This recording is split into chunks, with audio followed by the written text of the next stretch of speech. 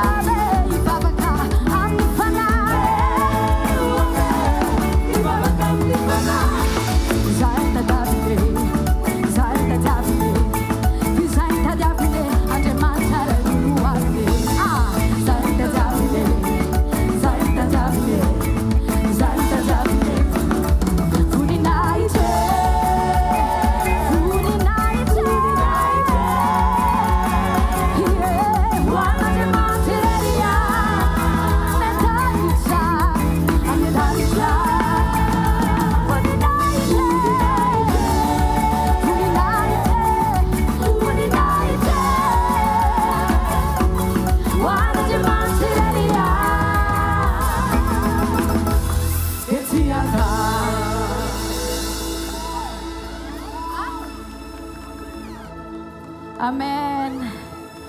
Izy ilay Andriamanitra tsy natao tanana. Amen. Mendrika ho deraitsika izy. Amen. Aza mitsitsitsihana ianao androany hoe sao dia reraka be fa vao premier jour androany aoka ho atotonao eto ny hainao manontolo satria ny fofonainao dia tsy iza fa Jesosy Kristy Andriamanitra velona. Amen. Aotsika hidera azy, anaja azy, anome voninahitra ny tompony tompo sy ny mpanjaka mandrakizay. Sanjata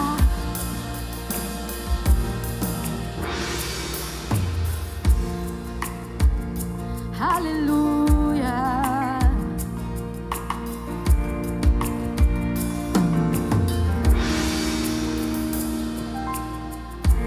Andriamanitra tsy natao tanany anao, Andriamanitra tsy mianky namoly anao, Andriamanitra tsy mila zao menionao fikasano ihany tena izy.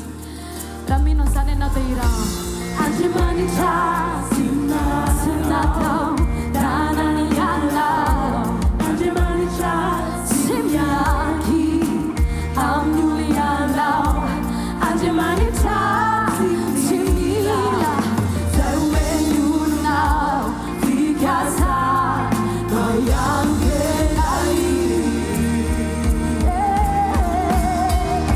Andriamanitra hatraiza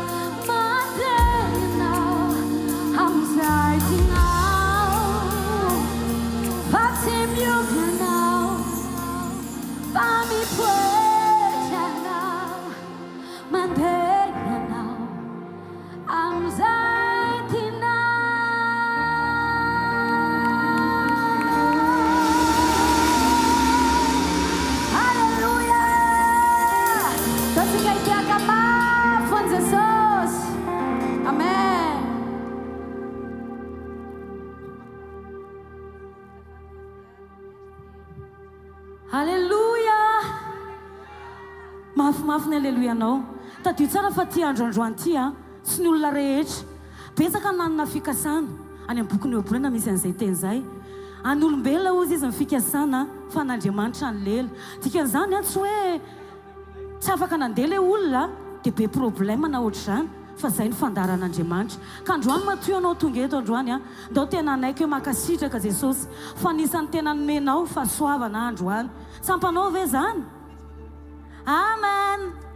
Ndao tsika nandratra an'Andriamanitra androany efa nanandratra azy foana tsika teo hoe izy le Andriamanitra irery. Tsisy teny aloha ny eo akaikinao hoe tsisy Andriamanitra ankoatra le Andriamanitra ao ambony ao. Dikan'izany nomen'Andriamanitra vavy ianao, nomen'Andriamanitra fo ianao. Ny fony aloha ny jerenao voalohany, fonao aloha ny jereny voalohany. Dikan'izany ndao tena iakohaka amin'ny fotsika rehetra hoe mendrika derainy ianao Jesosy. Betsaka ny sakatsakana zay natsiatsika ohatrana manokana talohan'ity fotoan'ity fa tonga eto ao voninahitr'Andriamanitra. Dikan'izany sandrato ny tananao, sandrato ny tananao sôry amin'ny fonao rehetra izy. Ny foko Jesosy ny jerenao dia tena hoe ekeo amin'ny fonao rehetra izy androany.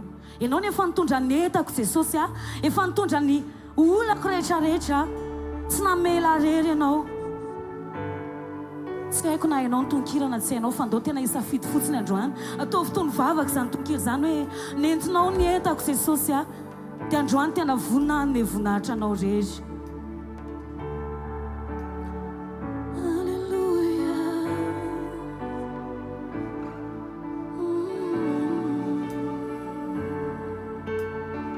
Sokafo ny fonao any Jesosy.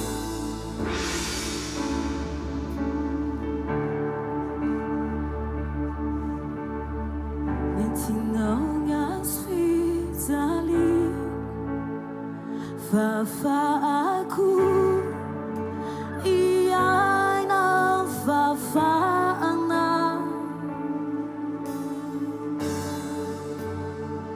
ajanao ny fiainako ka izao ny fatsaranao rahatry izay. Asandrato ny tananao Derai ianao lazao fa mendrika izy, mendrika indrindra mianao, mendrika derai ianao, mendrika derai ianao afaka manandra-peo venao androany, mendrika indrindra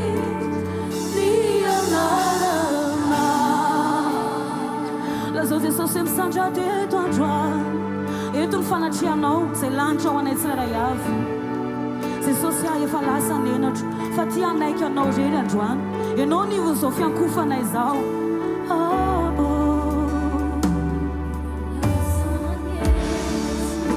Dao tena ikohaka amin'ny fotsika rehetra.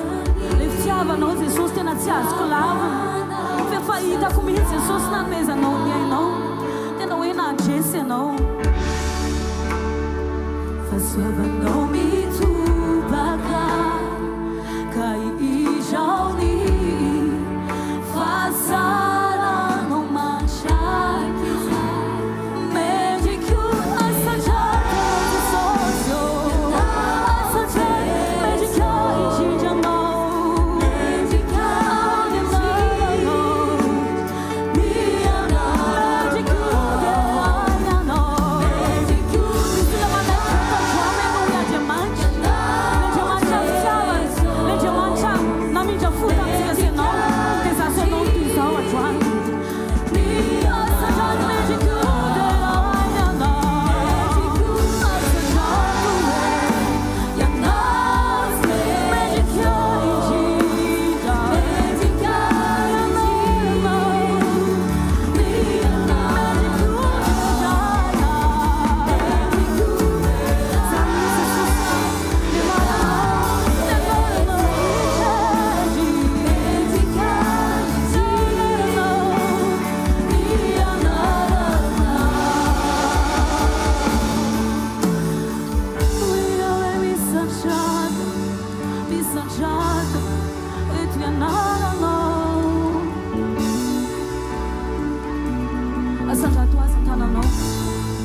ke misandrata eto ny anaranao izay kofa ny foetra rehetra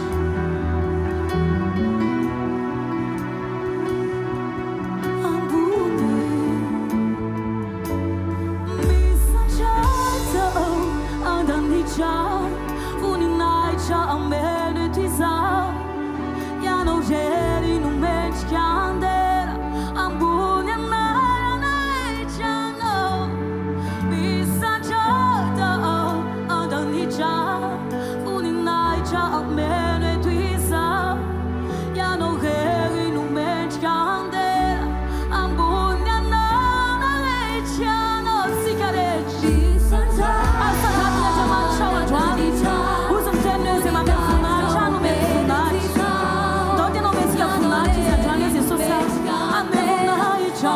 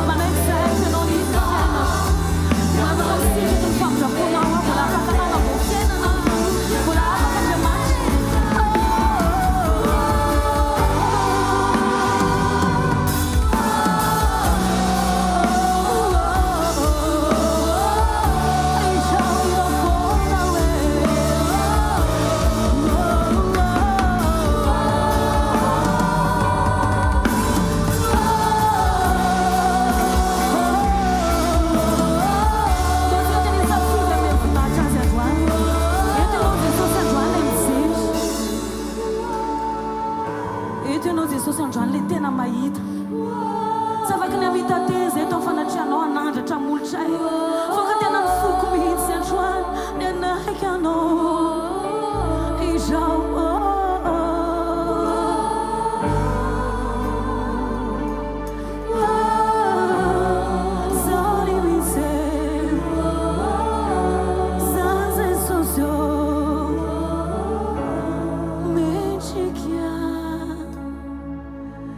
rehetra hira mendrika dia rainy ianao tsika ny ampitoerana hivavaka androany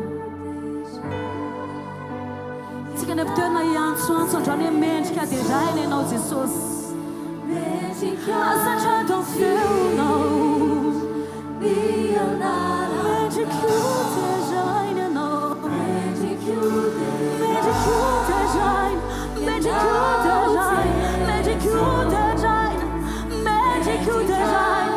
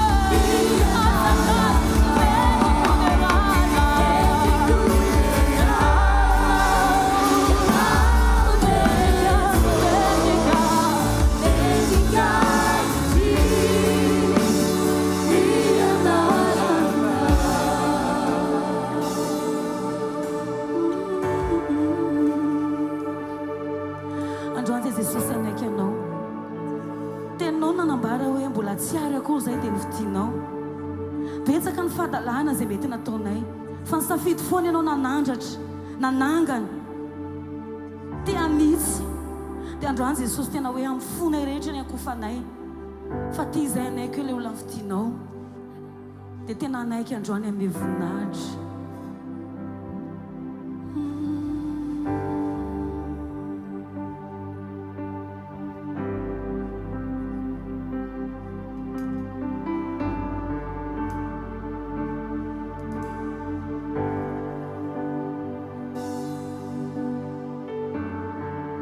Manaiky venao androany anisan'ny olona izay fitiany Jesosy. Do tena anaiky androany akam-piomazao dia lazao Jesosy hoe ilay olona fitianao Jesosy itsaoko ny anaranao.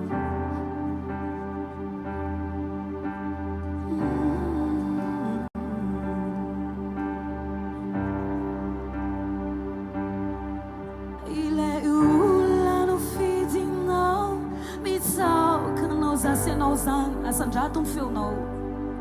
Ilay olona nanaovanao zay no lazainao ka tsy zay no lazainy olona tsy ankero anazao sy zao ifatony teny fizay lazainy teninao zay ahoe misy le fansitrany Jesosy veteto lazao hoe le olona ansitranonao. Ilay olona no sitraninao mitsakanao. Ilay olona nanaovanao zay no lazainao ka tsy zay no lazainy olona tsy ankero anazao sy zao hoe fizay lazainy teninao zay ahoe zay ilay olona no taninao tsika sy anao zay.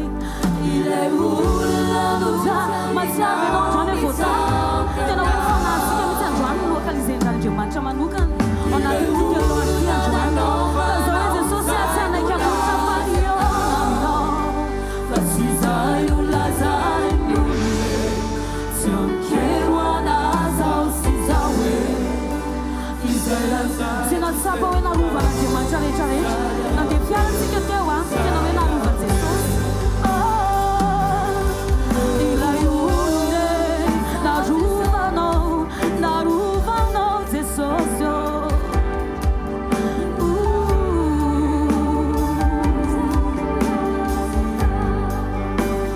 tsy zay no lazainy olona tsy ankero anazao sy zao hoe izay lazainy teninao zay ahoe zay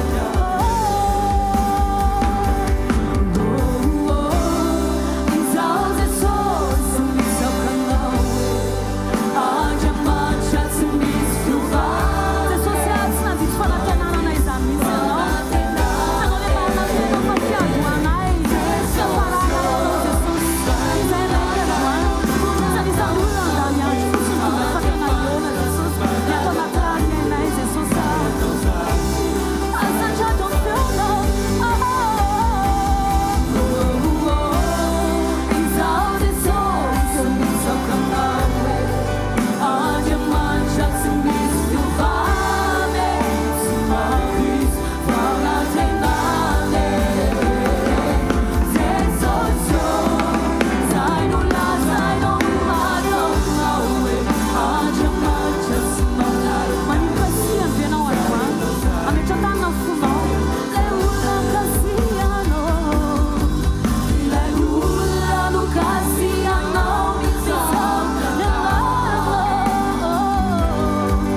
Ilay olona nanaovanao zay no lazainao fa tsy zay no lazainy olona tsy ankero anazao sy zao hoe izay lazainy teninao zay ahoe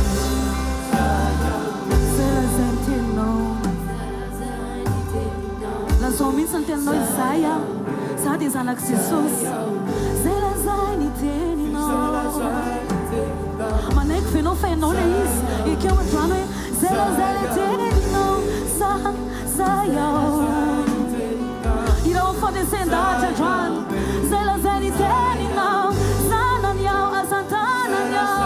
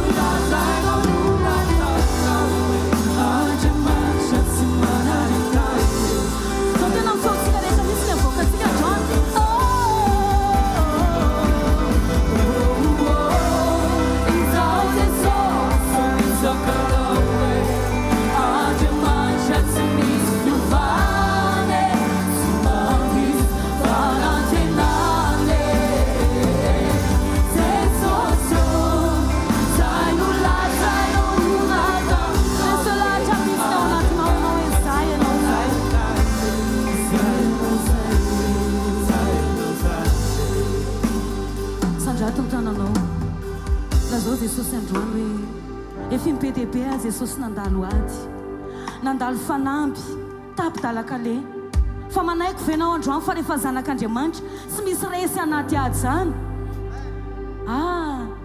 toerana eto amin'ny fandresentsika sy anao androany eto Jesosy so rehefa tonga ny an-danitra vao hidera azy nanakoako ny fideranao ny aleloianao sy ny amenanao fa tadio tsara fa eto Jesosy androany ao anatinao izy ny fanatrihan'i Jesosy ao anatinao ny lanitra ao anao dikan'izany dao tena hisafidy ame voninahitra azy mba tsampanao ve minitra ameny Jesosy anao io isekondra ameny Jesosy anao io ndao nandratatsika azy raha izaho Jesosy tsy ho resy tsy miady ekeo izy vivo ny fiainanao Hatraiza amin'Andriamanitra azo itoky natsotriza tompoa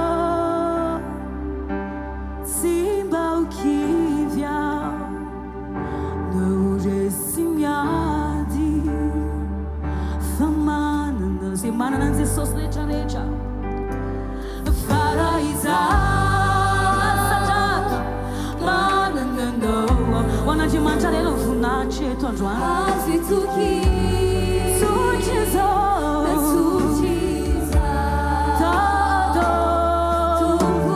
Jesosy atsokivo mihitsy atsokivo mandrakizay satria tsy mandeha mineriko fa manana anao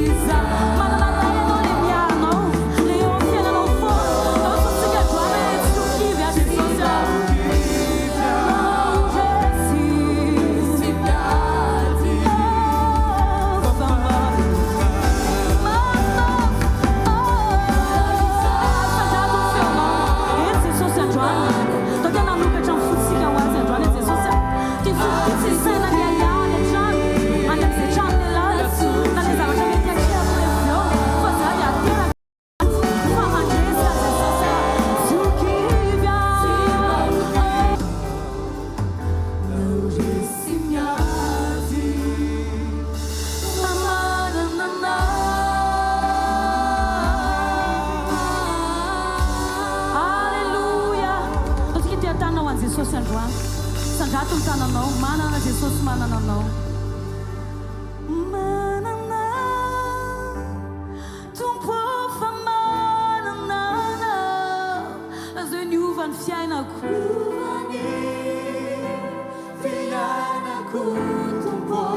Jesosy ao tena tsy any amiolona mandrakizay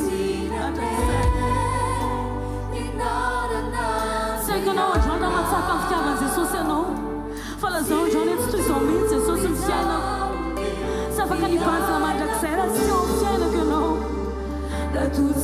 asantra manana tompo fa manana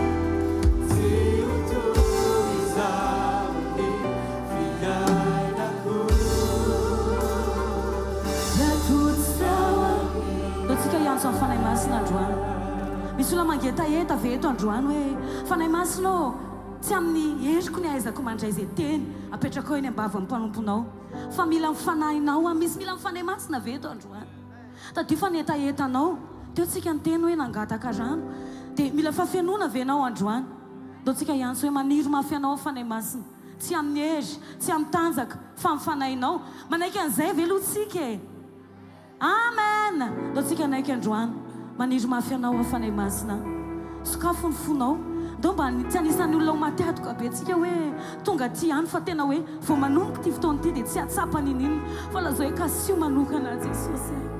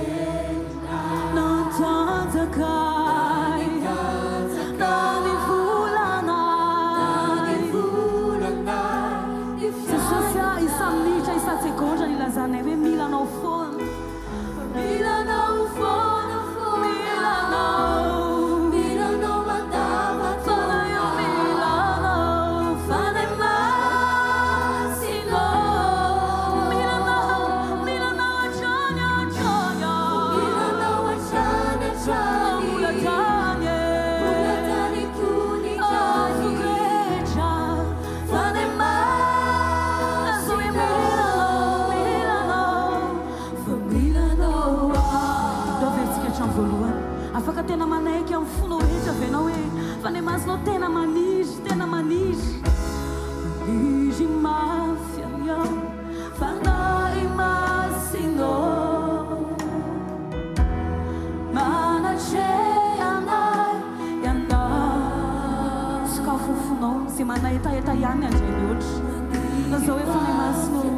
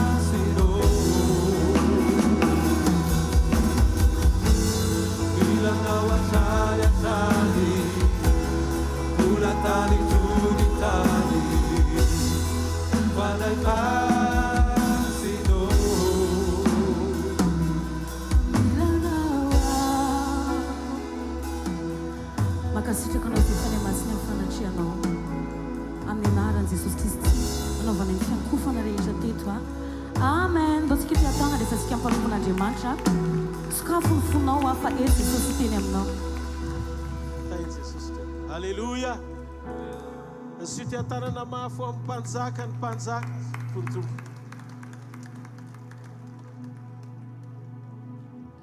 Voalohany dia tena fakasitrahana n'Andriamanitra feno any amin'ny fataterahany ity fotoana ity. Tiako tsika raha nofaofa ny tanantsika isotra n'Andriamanitra mifotsika manontolo ny amin'ny fataterahany zao fotoana sarobidy zao izay nomen'Andriamanitra antsika ahafahantsika misitaka manao fistahana masina. Zavatra sarobidy ao anatin'ny fotsika mandritra n'izao fotoana fistahantsika ao anatin'ny 3 andro zao dia inoko fa fotoana tena mangin'Andriamanitra antsika amin'ny alalan'ny fanahany mba ho tena pentekosta ho antsika ny alantsika tany amin'izay tontolo nisy antsika tsirairay avy fa hiatrehantsika n'Andriamanitra manokana. Za tena mino fa tsy hanao adaladalitsika ka iainao anaty favarim-barianana sanatria ao anatin'izao fotoana izao. Fa fotoana manokana izao tena ananantsika an'izany atao hoe fitokana mpiainana ho an'Andriamanitra manokana izany. Nin'Andriamanitra mihitsy ny hoe ohatry ny vitsivitsitsika fa vitsivitsy miomana anapoka tanàna ray manontolo. Ary ao anatin'ny tiatelony ty Andriamanitra hiteny zavatra be dia be amintsika. Ary inoko fa ny zavatra lazain'Andriamanitra amangy ny aty fanahintsika lalina ampijoro antsika ho karazan'olona tena mety amin'Andriamanitra manomboka aoriny ty atelony ty. Tsy possible zany tsony ny salasalanao ny maha-kristianina anao. Fa tena azo antoka hoe zanak'Andriamanitra ianao miorina ao amin'ny Kristy ianao manana ny fanahiny ianao misy ny tombo-kasehany ianao zanaka-kariny ianao. Alleluia.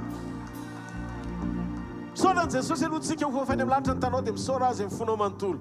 Te hankasitraka anao zay Jesosy, te hanome voninahitra anao zay, te hitsaoka anao zay, te hankalaza anao zay, te hiteny aminao fotsiny tsotro zao zay hoe maminay ianao, tianay ianao, feno anao ny fisianay, ary ianao ilay tokana andrandray ny fonay eto amin'ity toerana ity androany.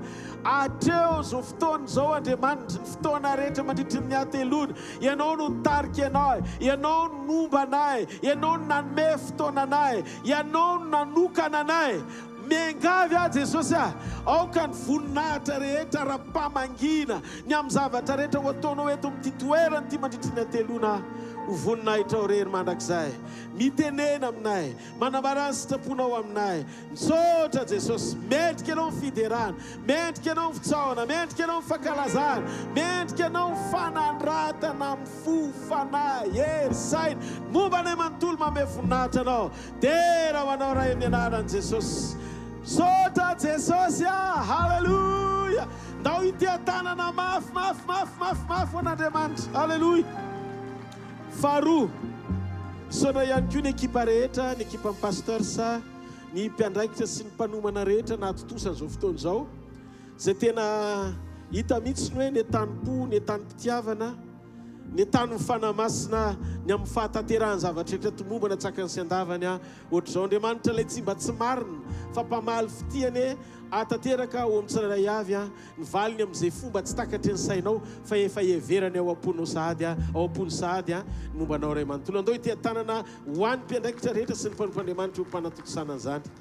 Ary fahatelo farany ianao zay mamaly ny antso miaraka amin'ny fofeno etaeta iaino an'Andriamanitra eto amin'ity toerany ity, angetaeta ny asan'Andriamanitra eto amin'ity toerany ity, angetaeta ny ho kasihan'Andriamanitra, ny ho vangin'Andriamanitra.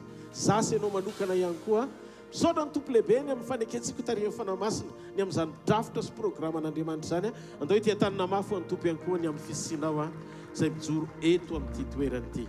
Afofany amin'ny lanitra ny tanao dia mitenena amin'ny fanamasina. Tompo, tony matsiazo zay ny fankalazana ny fisiny zany pentekoste zany 2 arivo taona lasa. Fa androany zay dia mangataka anao mba hampiditra anay ao anatin'izany tontolo zany. Mba atao votoerana tahaka ny efitra ambonindriany ty toeranyty Andriamanitra. Zay toeram-pamangina ao anatin'ny atelona, anananay antoka fahafelona sy fitariana avy aminao. Mampianara anay atsapa ny toerana misy anay, mba hafahany miainga sy manao dingana vaovao amin'ny fandrosondray anakaiky ny ray Jesosy. Ary tiana indrindrindrindra anan'le toe-panahy akasitrahanao amin'ny alalan'ny fitarian'ny fanahy masinao. Avao ny lanitra ny tananao dia teneno ny fanahy masina, tario indray hafanahy masina. Halleluja. Tario izay fanahy masina, tsy amikerina ny fahatanjana.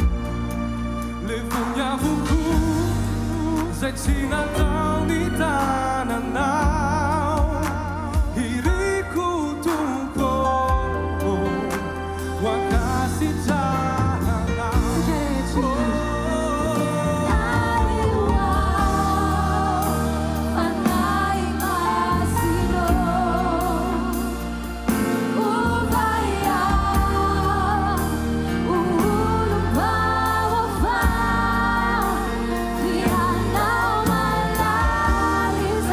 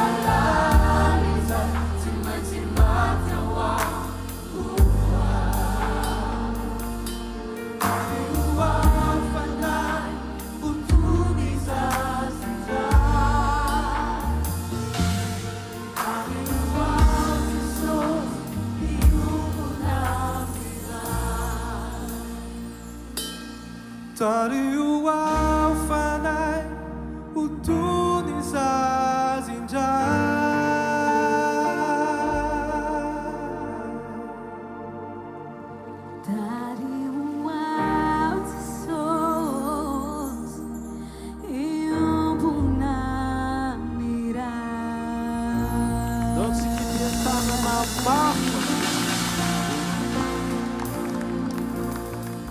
zavatra anankiray ny angatahako aminao ao anatin'ity afatra maraina ity miangavy aza vela isy distraction na faminindalana fifantohana ao anatin'izao fotoana itoriako ny teny zao fa tiako mifanamasina mangy anao manokana ampahalalanao hoe hatraiza ny dingana misy anao eo am-panomponao azy ty afatra ity dia nomenantsika aloha ho amin'ity tapany maraina ity ho amin'ny fisokafantsika alala zava-miafina ny amin'ny fiarahantsika mifanamasina sy ny fanompontsika an'Andriamanitra ndo ety tanana mafy mifanamasina mahazo toerana tompoko sorana ihany koa ny nanome ny toerana afaka hoe isika ny tafiditra tato tao anatin'ity Pentecosta atelona ity.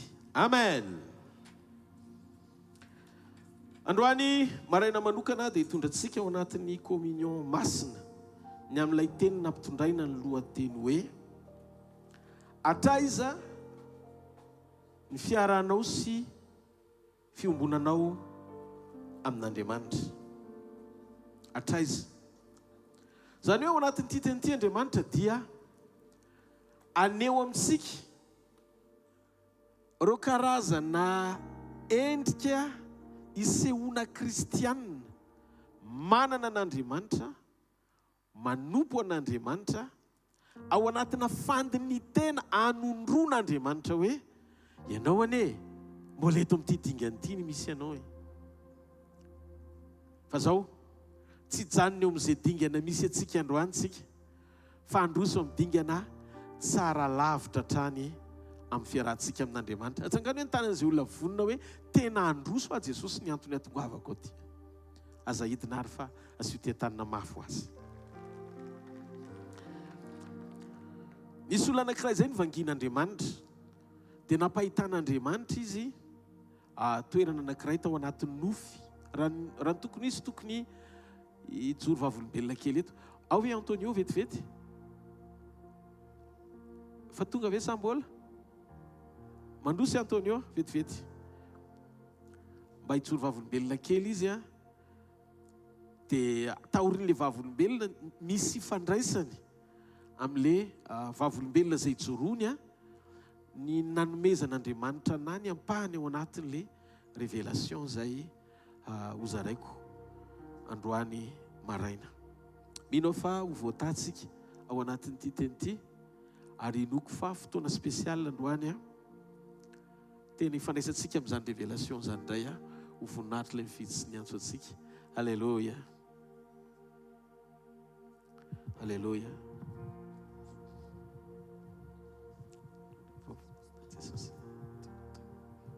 Yeah.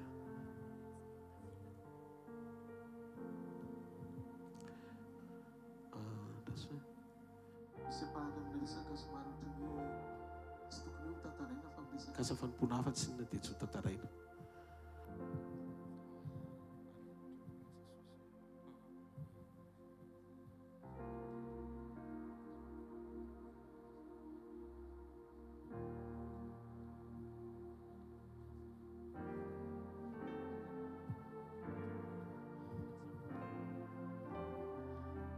Voninahitra ao an'Andriamanitra no azoko mijoro vavolombelona eto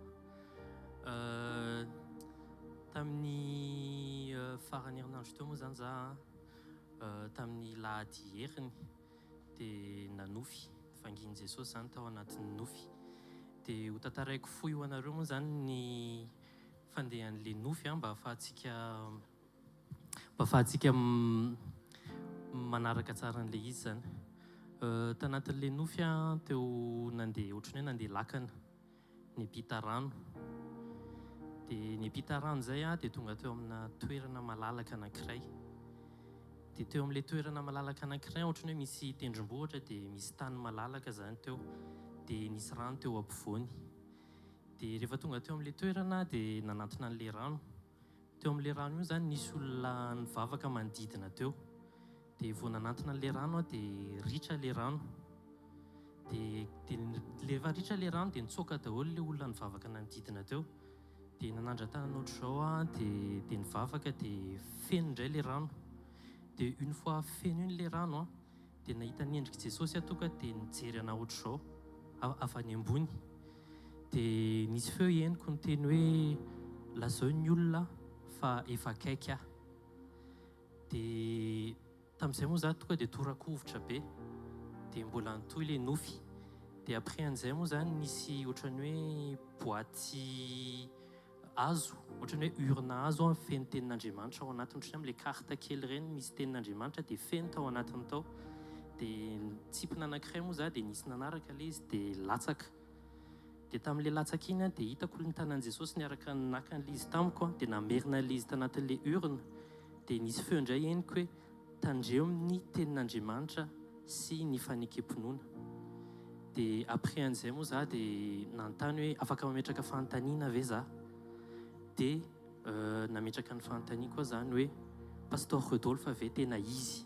Zay moa zany ilay fanontaniana tanatin'ilay nofy. Dia namaly Jesosy hoe tena izy Pasteur Rodolphe. Ary tena communion ve le torina? Dia namaly izy hoe eny communion izy le torina fa tsy ampy le communion.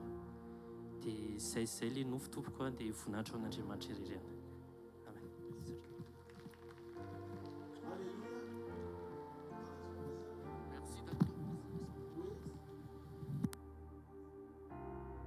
Fa tsy ampy. Dia teo ny nanomboka nandohalika hoe Jesosy hoe inona ny zavatra mbola ambony noho ny communion. Dia zay no zaraiko eto androany maraina. Alleluia. Ireo etapy hitondran'Andriamanitra atsika, alalan'Andriamanitra atsika, sy anomanan'Andriamanitra atsika, mandra-patoky eo amin'ilay dingana tian'Andriamanitra isehontsika avy amin'ny fitariany sy fitondrany amin'ny alala amin'ny fanamasina. Tena misy riavana reo dingana, misy ny tsirairay avy tsy azo isandohana fa hitan'Andriamanitra ny amin'ny fiombonantsika aminy. Ny faratapony dia tena vitso ny olona tonga any. Mahalala an' Jesosy Kristy ve sika sa mahalala zavatra sasatsasany momba an' Jesosy fotsiny? Eto tsy miteny hoe efa mpivavaka mpamonjy fivoriana na mpivavaka tena hoe mafana fo isak'izay matsiaro na mizarateny manaitra tsy indraindray ao anaty baiboly. Fa mifanontaniana tiako apetraka-tsika eo am-po dia ny hoe oviana zasenao ny tena teo amin'ny toerana anankiray torotoro fo an'Andriamanitra teo amin'ny fanatrehany. Oviana ny teny niditra sy navelanao amaka hatrany amin'ny aty fanahinao. Ity no fahamarinana. Maro ny olona maty na alala fotsiny an'Andriamanitra fa tsy tena niaina ny fisian'Andriamanitra lalina tao anaty communion. Mahitsara ny valiny amin'ny sekoly sy ny fampianarana. Rehefa misy fanontaniana dia hainy tsenjero ny baiboly. Mahalala fa fitiavan'Andriamanitra. Fantany ihany koa hoe mato azy Kristy. Mino an'Andriamanitra izy.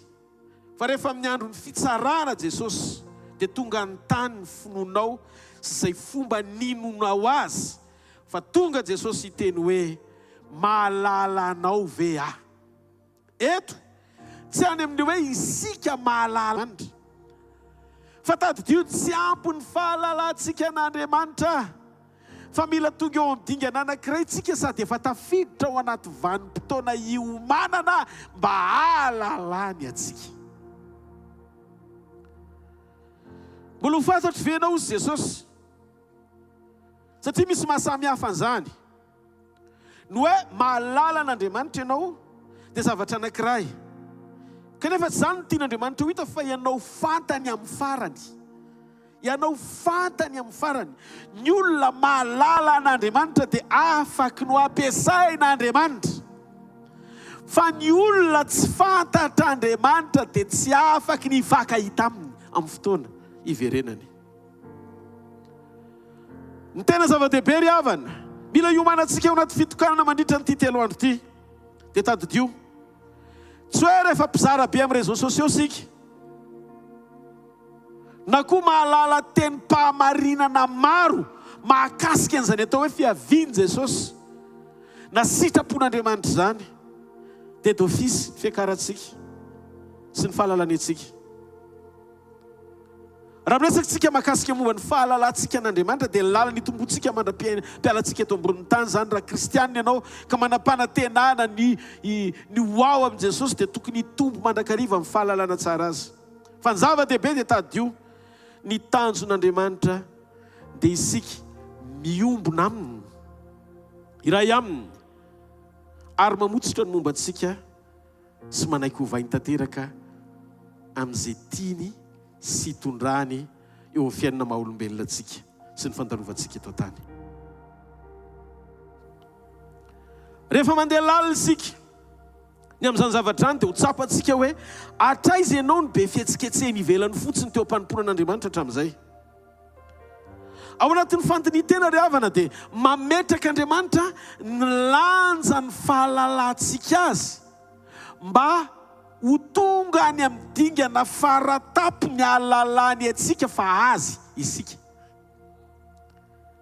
Tena misy ny dingana misy ianao eo amin'ny fiarahanao amin'Andriamanitra. Ary amin'ity androandroany ity dia horenao hoe aiza ny misy ianao. Miantso anao androso ao amin'i Jesosy, ahafanao miaina ao anaty fiombonana marina tsy misy fihetsanam-belatsia amin'ny fiarahanao dia aminy. Andriamanitra ry havana tsy miseho tsara eo amin'ny fiainan'ny olona manompo azy amin'ny fisehoany ety ivelany fotsiny, fa mila tratranao ny tanjona raha-piombonana aminy ahafahany miseho amin'ny alalanao. Andriamanitra dia miseho amin'izay anao na sy mangetaeta ny fahamarinany. Tahaka ny Mosesy aseho ihany voninahitra ao. Tsy afa-po amin'ny fampiasan'Andriamanitra azy, fa mbola mangetaeta voninahitra mihoatra noho izay efa hita ny sehoan'Andriamanitra taminy. Satria ny fisehoan'Andriamanitra amin'ny fampiasana Mosesy dia an'Andriamanitra iny. Fa ny fahafapon'Andriamanitra amin'ny fijoroan'ny Mosesy an'Andriamanitra iny. Ary isitrahany Mosesy ny fankasitrahan'Andriamanitra koa. Ity afatra ity dia tsy natao ho an'izay olona mavesatra eo am-panimponan'Andriamanitra sy ny fiarahany amin'Andriamanitra kamo ny androso mihoatra noho ny toerana izay misy ianao androany, fa natao ny olona tena mangetaeta lalina ao am-pony ny ona amin'i Jesosy sy hanomana ny lalany ho amin'izany fotoam-pampakaran'izany. Ty afatra androany ity dia manova ny fomba fiainanao sy ny fijoronao ary ny fomba izaranao ny fitiavan'Andriamanitra. Miangavy ary havana, aoka zasy ianao tsy ho tafajanona ao anatin'ny finoana sy fanompoana superficielle na ety ivelany io. Namorona antsika alala sy aina ny lalina any amin'ny fahamarinana, ny amin'ny fisiny eo amin'ny fiainanao Andriamanitra.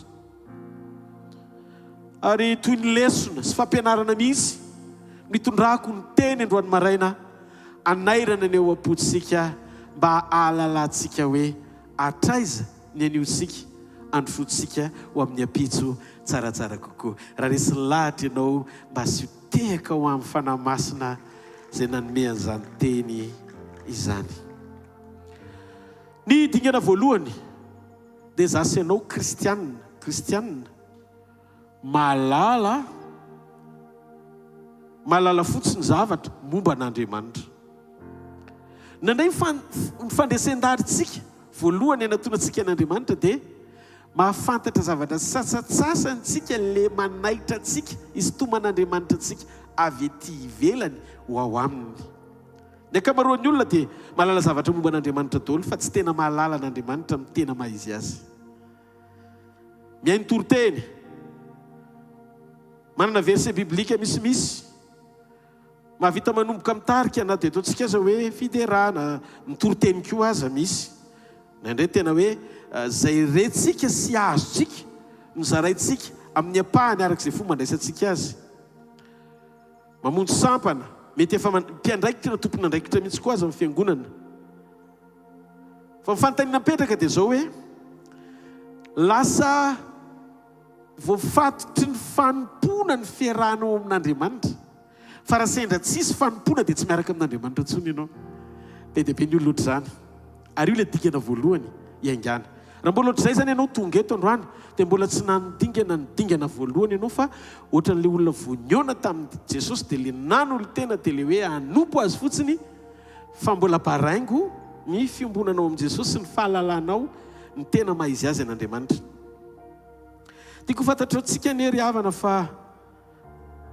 Jesosy sy nanana olona maro nanana olona maro azafady Jesosy nanana olona maro nanaraka azy fony izy tety ambony tany ary nataiza nisy azy dia olona manalony foana niaraka tamin'i Jesosy reo zany ilay dingana voalohany nandresy nalala ny momba an'i Jesosy fa nisy antony nahatonga azy nanaraka an'i Jesosy ny hainy fampianarany reo nahita mirakla ary maro ny variana nahita hery sy fahefana sy ny fiasan'Andriamanitra maha Kristian'i Jesosy fa zao no tiako lazaina aminao tsy zay rehetra nanaraka azy sy mibosesika ny hainao azy amanalina no niaraka tamin'ny teny tendrombohitra mba hivavaka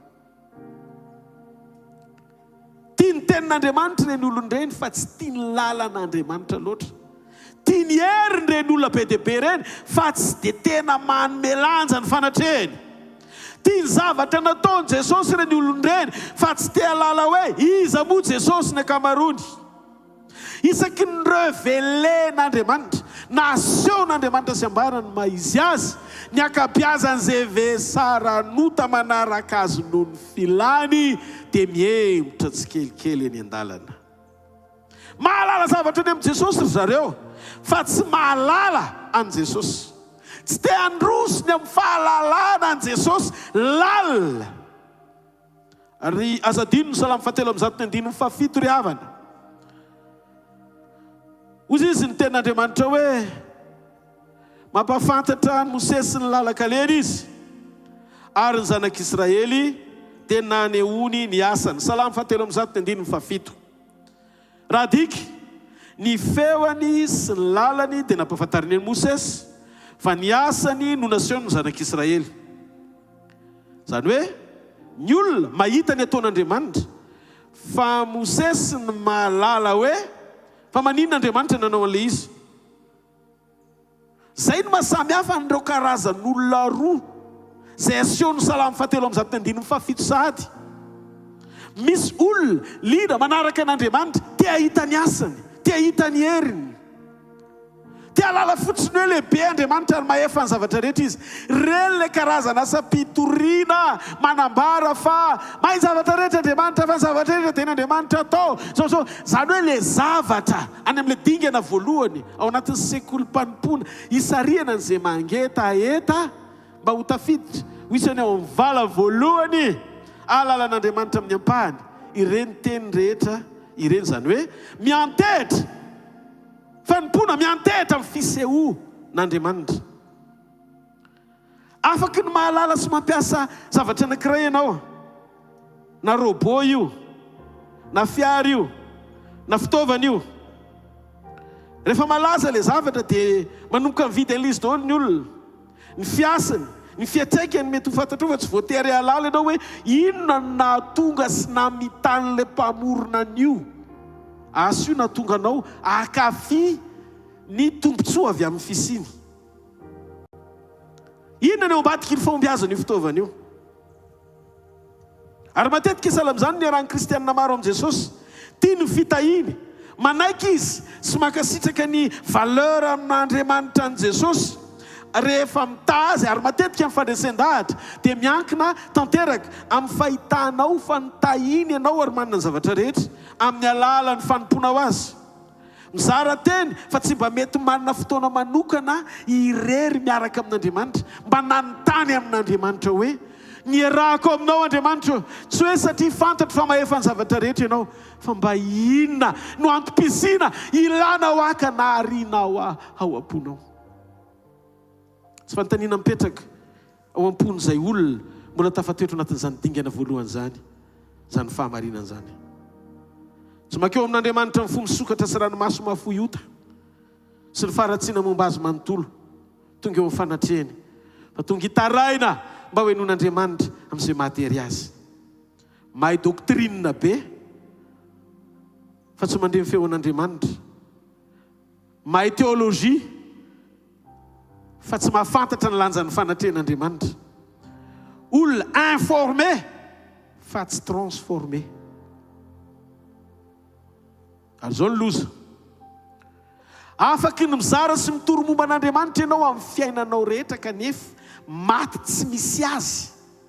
Ny antony teo amin'ny dingana maro anisa ihany nisy ianao, tsy tena lalina ny fandresen-dahatra ao fa teo amin'ny fahalalan'Andriamanitra mahay zavatra rehetra fotsiny. Tsy misy tena fotorotoro sy fanolora-tena vanina mba handroso amin'ny fakasitrahan'Andriamanitra. Isy alalany ianao sy erahany aminao itohizany fiombonanao mandra-pivery ny apakatranao. Seulement une proximité superficielle. Zavatra ivelany fotsiny fa tsy lalina ao anaty. Andriamanitra ry havana, tsy mamaly sy makasitraka anao manakaiky azy fotsiny fa ianao mangetaheta ny ombona aminy satria ny tanjon'Andriamanitra tsy hoe ianao mpitazana ny ataony tahaka ny maro anisa izay mitotototo mitady an'Andriamanitra fa ho isan'ny sakaiza mahafantatra ny afo mifanatrika ara-piombonana aminy ao anaty lalina. Raha mba fanirianao zany dia tiako ianao ite tanana mafy ho azy. Tsy mety fotsiny zany raha teo amin'ny hoe fahalalana tsotsotra fotsiny no misy ianao, na fahalalana ratsaina fotsiny hoe informé be ianao, manam-pahalalana sy fahatakarana ratsaina be ny amin'Andriamanitra ianao, satria tsy ahavonjy ianao zany. Fa rehefa tonga fiainanao le fahatakarana ao anatinao ny aminy ka nampisy fiatraikany ao am-ponao ahatonga ny fonao tena fotorotoro mangetaheta ny ampifaly an'Andriamanitra, dia teteny aminao hoe efa manomboka hitsidika sady any amin'ilay dingana faharoa amin'izay ianao. Dingana voalohany le zaraiky teo. Rehefa nakaiky azy ianao kanefa mbola tsy niditra ao amin'ny fanatrehany dia mandrosoa amin'izay anome lanja ny fanatrehany. Mandrosoa fa tsy natao hitovy amin'ny olona tsotra ianao fa ny ao am-pony ho anao dia ny ho tonga sakaiza akaiky azy eo ara-piombonana aminy. Ny antony rehefa tonga Jesosy dia ny oaran'Andriamanitra avokoa ro fiantsoana rehetra tianao ahalalany ianao toy ny hoe mpanompo, sakaiza, lehilahin'Andriamanitra, vehivavin'Andriamanitra, dingan'Andriamanitra daholo zany fa ny fiantsoana ianao zanak'Andriamanitra. Tsy marety aika ao an'Andriamanitra. Dingana faharoa fa manomboka be misokatra amin'izay satria mitombo ampinoany ianao, mitombo amin'ny fiarahanao amin'Andriamanitra. Dingana faharoa dia zao hoe manomboka misy fandresen-dahatra sy finoana mitsiry ao anatinao. Eto mila manaraka tsara tsika le dingana voalohany fantatsika tsara mahalala zavatra momba an'Andriamanitra. Dia ny dingana faharoa finoana manomboka misy fandresen-dahatra mitsiry avy amin'ilay fahalalana androso anantona an'Andriamanitra bebe kokoa. Eto tsy hoe mahalala zavatra momba an'Andriamanitra tsotsotra intsony ianao fa mandroso manomboka mino azy ny ao anatinao. Mino ianao fa misy izy ny mpamorona an'izao rehetra izao. Mino ianao fa mahery izy, tena misy masina izy. Fa zao mila honnête fotsiny tsika satria ny mino dia tsy midika fa efa tanteraka ny faneketsika azy. Averiko, ny finoana dia tsy midika fa efa tomombana azy tanteraka ny fanekenao no maha izy azy an'Andriamanitra. Jakoba toko faharoa, hojerentsika kely varavety. Jakoba toko faharoa ry havana dia miteny ny tenin'Andriamanitra ao amin'ny 5:7. Ozy izy ny tenin'Andriamanitra hoe ianao mino fa iray ihany no Andriamanitra, koa tsara zany ataonao zany. Ny demoni koa mba mino zany ka dia mangovotra. Fantatrareo? Ny demoni koa mino fa misy Andriamanitra dia mangovotra izy. Ny hoe mino dia tsy midika fa efa nahalala sy tanteraka ny fahalalanao an'Andriamanitra sy fanekenao azy, fa mino fisian'Andriamanitra koa ny devoly dia mangovotra. Matahotra ny herin'Andriamanitra, mangovotra eo amin'ny fanatrehan'Andriamanitra satria mahalala an'Andriamanitra ny devoly. Misy karaza pinoana zany. Noho tsara tsangany an-tanan'izay mandeha. Misy karaza pinoana an'Andriamanitra zany mitovy amin'ny fananany devoly finoana an'Andriamanitra koa. Sokafo ny masonareo dia mangataka ny fanahy masina hanokatra ny fonareo. Fa hiasa mantsy ny fanahy masina hanagoma an'ilay finoana tsy izy androany. Ny devoly mahalala an'Andriamanitra, fa ny fahalalany an'Andriamanitra dia tsy nitaona azy anaiky an'Andriamanitra, sy akatoa an'Andriamanitra, na anao ny sitrapon'Andriamanitra. Tsy voavonjy ny devoly, tsy manaky anao ny sitrapon'Andriamanitra izy, tsy manana fifandraisana amin'Andriamanitra ny devoly. Ka ny finoana tsy tanjona farany fa fanomboana. Eo no manomboka ny fandresen-dahatra, ary eo ianao no mare, manomboka mare ny lanjany vesatry ny ota, hosakana tokony elanao, ahafahan'Andriamanitra miditra tsedra, manafaka sy mampandresy ianao amin'ny ota. Eo ianao no mahita fa misy ny tena fiainana mihoatra ny laza sy voninahitra, ny fahafinaretana sy mety ilanao an'Andriamanitra eto tany amin'izay mety hiaveranao ny atao hoe fahombiazana miaraka aminy. Andriamanitra tsy mametraka antsika hijanona teo amin'ny dingana misy ny devoly. Mino, mahay mifona, fa tsy mety miova. Mafantatrao ve? Fa le devoly tao anatin'ilay lehilahy anankiray namatotra azy atao hoe legiona, dia nifona tamin'i Jesosy. Mifona reza azalef any amin'ny elo, fa mba alefaso any anaty kisoa.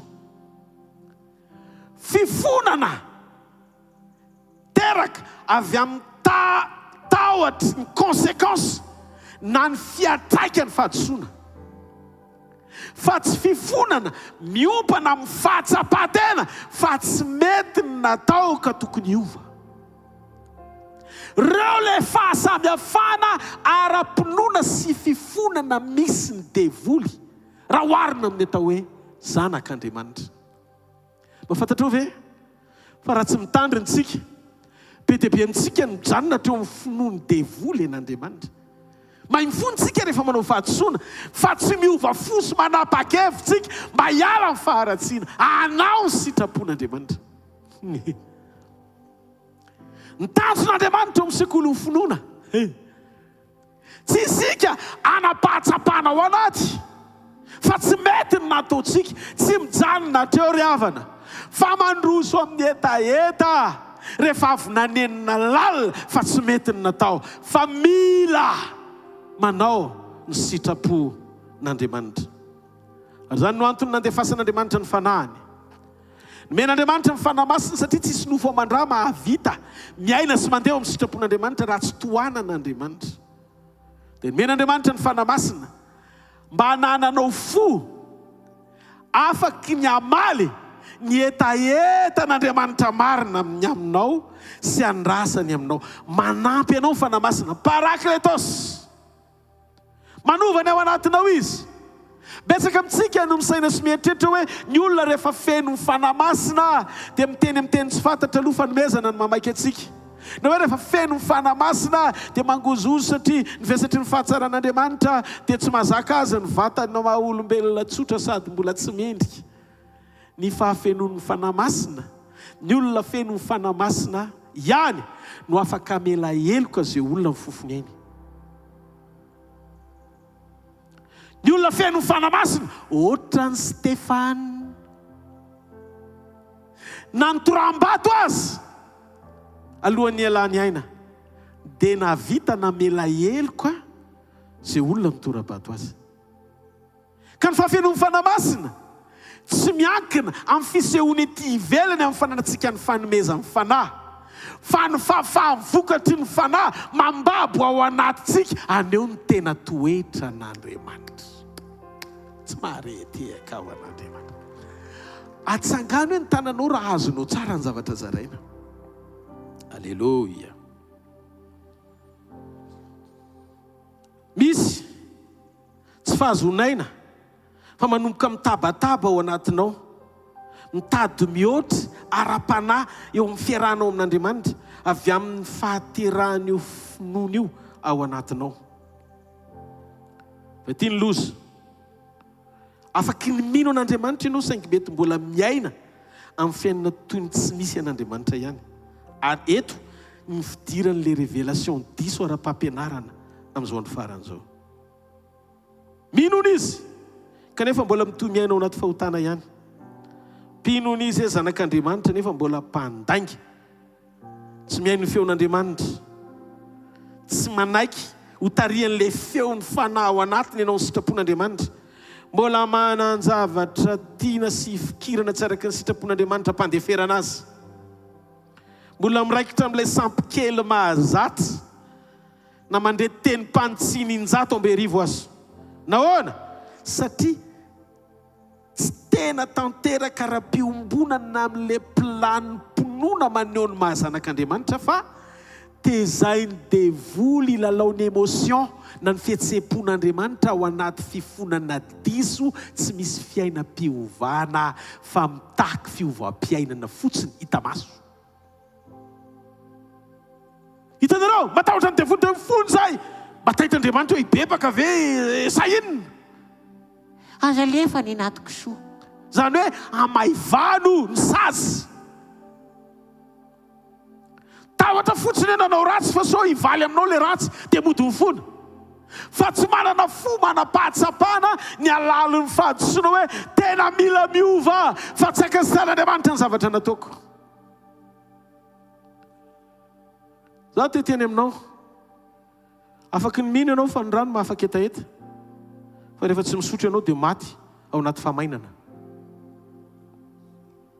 Tratrana déshydratation tsy mahazo aina satria mahalala fotsiny fa ny rano manafaka fa tsy mety misotro ianao. Ao anatin'ny atelona amin'ny anara maherin' Jesosy Kristy avy any Nazareta, mino aho fa hamangenao ao anatin'ity fitokanany ity ny fanahy masina ary ameno anao amin'ny fahafenona sy fanovana amin'ny fomba tsy takatry ny sainao amin'izay. Tsy marety haika ao an'Andriamanitra. Afaka minontsika fa tompo Jesosy, fa raha tsy mbola tompo manapaka eo amin'ny fiainanao izy dia tsisy dikany ny finoanao. Ary eto ny mahatavela kristianina be dia be. Milaza fa mino an'Andriamanitra izy kanefa tsy misy vokatra sy fankatoavana, tsy misy fiovam-po tena tomombana tanteraka arak'izay ilan'Andriamanitra azy, tsy misy fiombonana amin'Andriamanitra tsara fa manao ny finoana ho antoka tsy akanesana any amin'ny elo fotsiny. Finoana ho antoka tsy akanesana any amin'ny elo. Za mino an Jesosy, zay fa nandray Jesosy zany tsy akany amin'ny elo mandrakizay. Aza za tenitenena zany fa za tsy any amin'ny elo zany mihitsy ae. Sahalan'ny hoe rehefa mino an'Andriamanitra izy dia efa miaina miaraka amin'Andriamanitra ho azy amin'izao fotsiny. Zao anefa ry havana, ny ten'Andriamanitra dia tsy miteny hoe mino dia aoka hitoetra amin'izao ihany ianao. Tsisy ten'Andriamanitra miteny an'izany. Ozy izy ny teniny hoe beba ianao dia manaraha ho Jesosy. Ilaina ny finoana fa raha tsy tonga any amin'ny fankatoavana sy manome vokatra hirosoanao amina intimité lalina amin'Andriamanitra, ampandohalika ianao, ahatonga anao anana firaisapo amin'Andriamanitra sy fiainana feno fahatahorana azy, fanomezan-danja ny fisiny tsy hita maso toy ny miaraka akaiky aminao eo amin'ny fiainanao andavanandro dia tadidio. Fa ohatrany hoe illusion ny fiantsoana azy, ohatrany hoe saritsariny le fiarahanao amin'Andriamanitra fa tsy tena lalina ahalalàn'Andriamanitra anao. tiako fantatrao aloha fa Jesosy tsy mitady fans. Tsy fans club no natsangan'Andriamanitra fa disciple. Mpianatra akato azy. Tia metra-panontaniana aminao aho.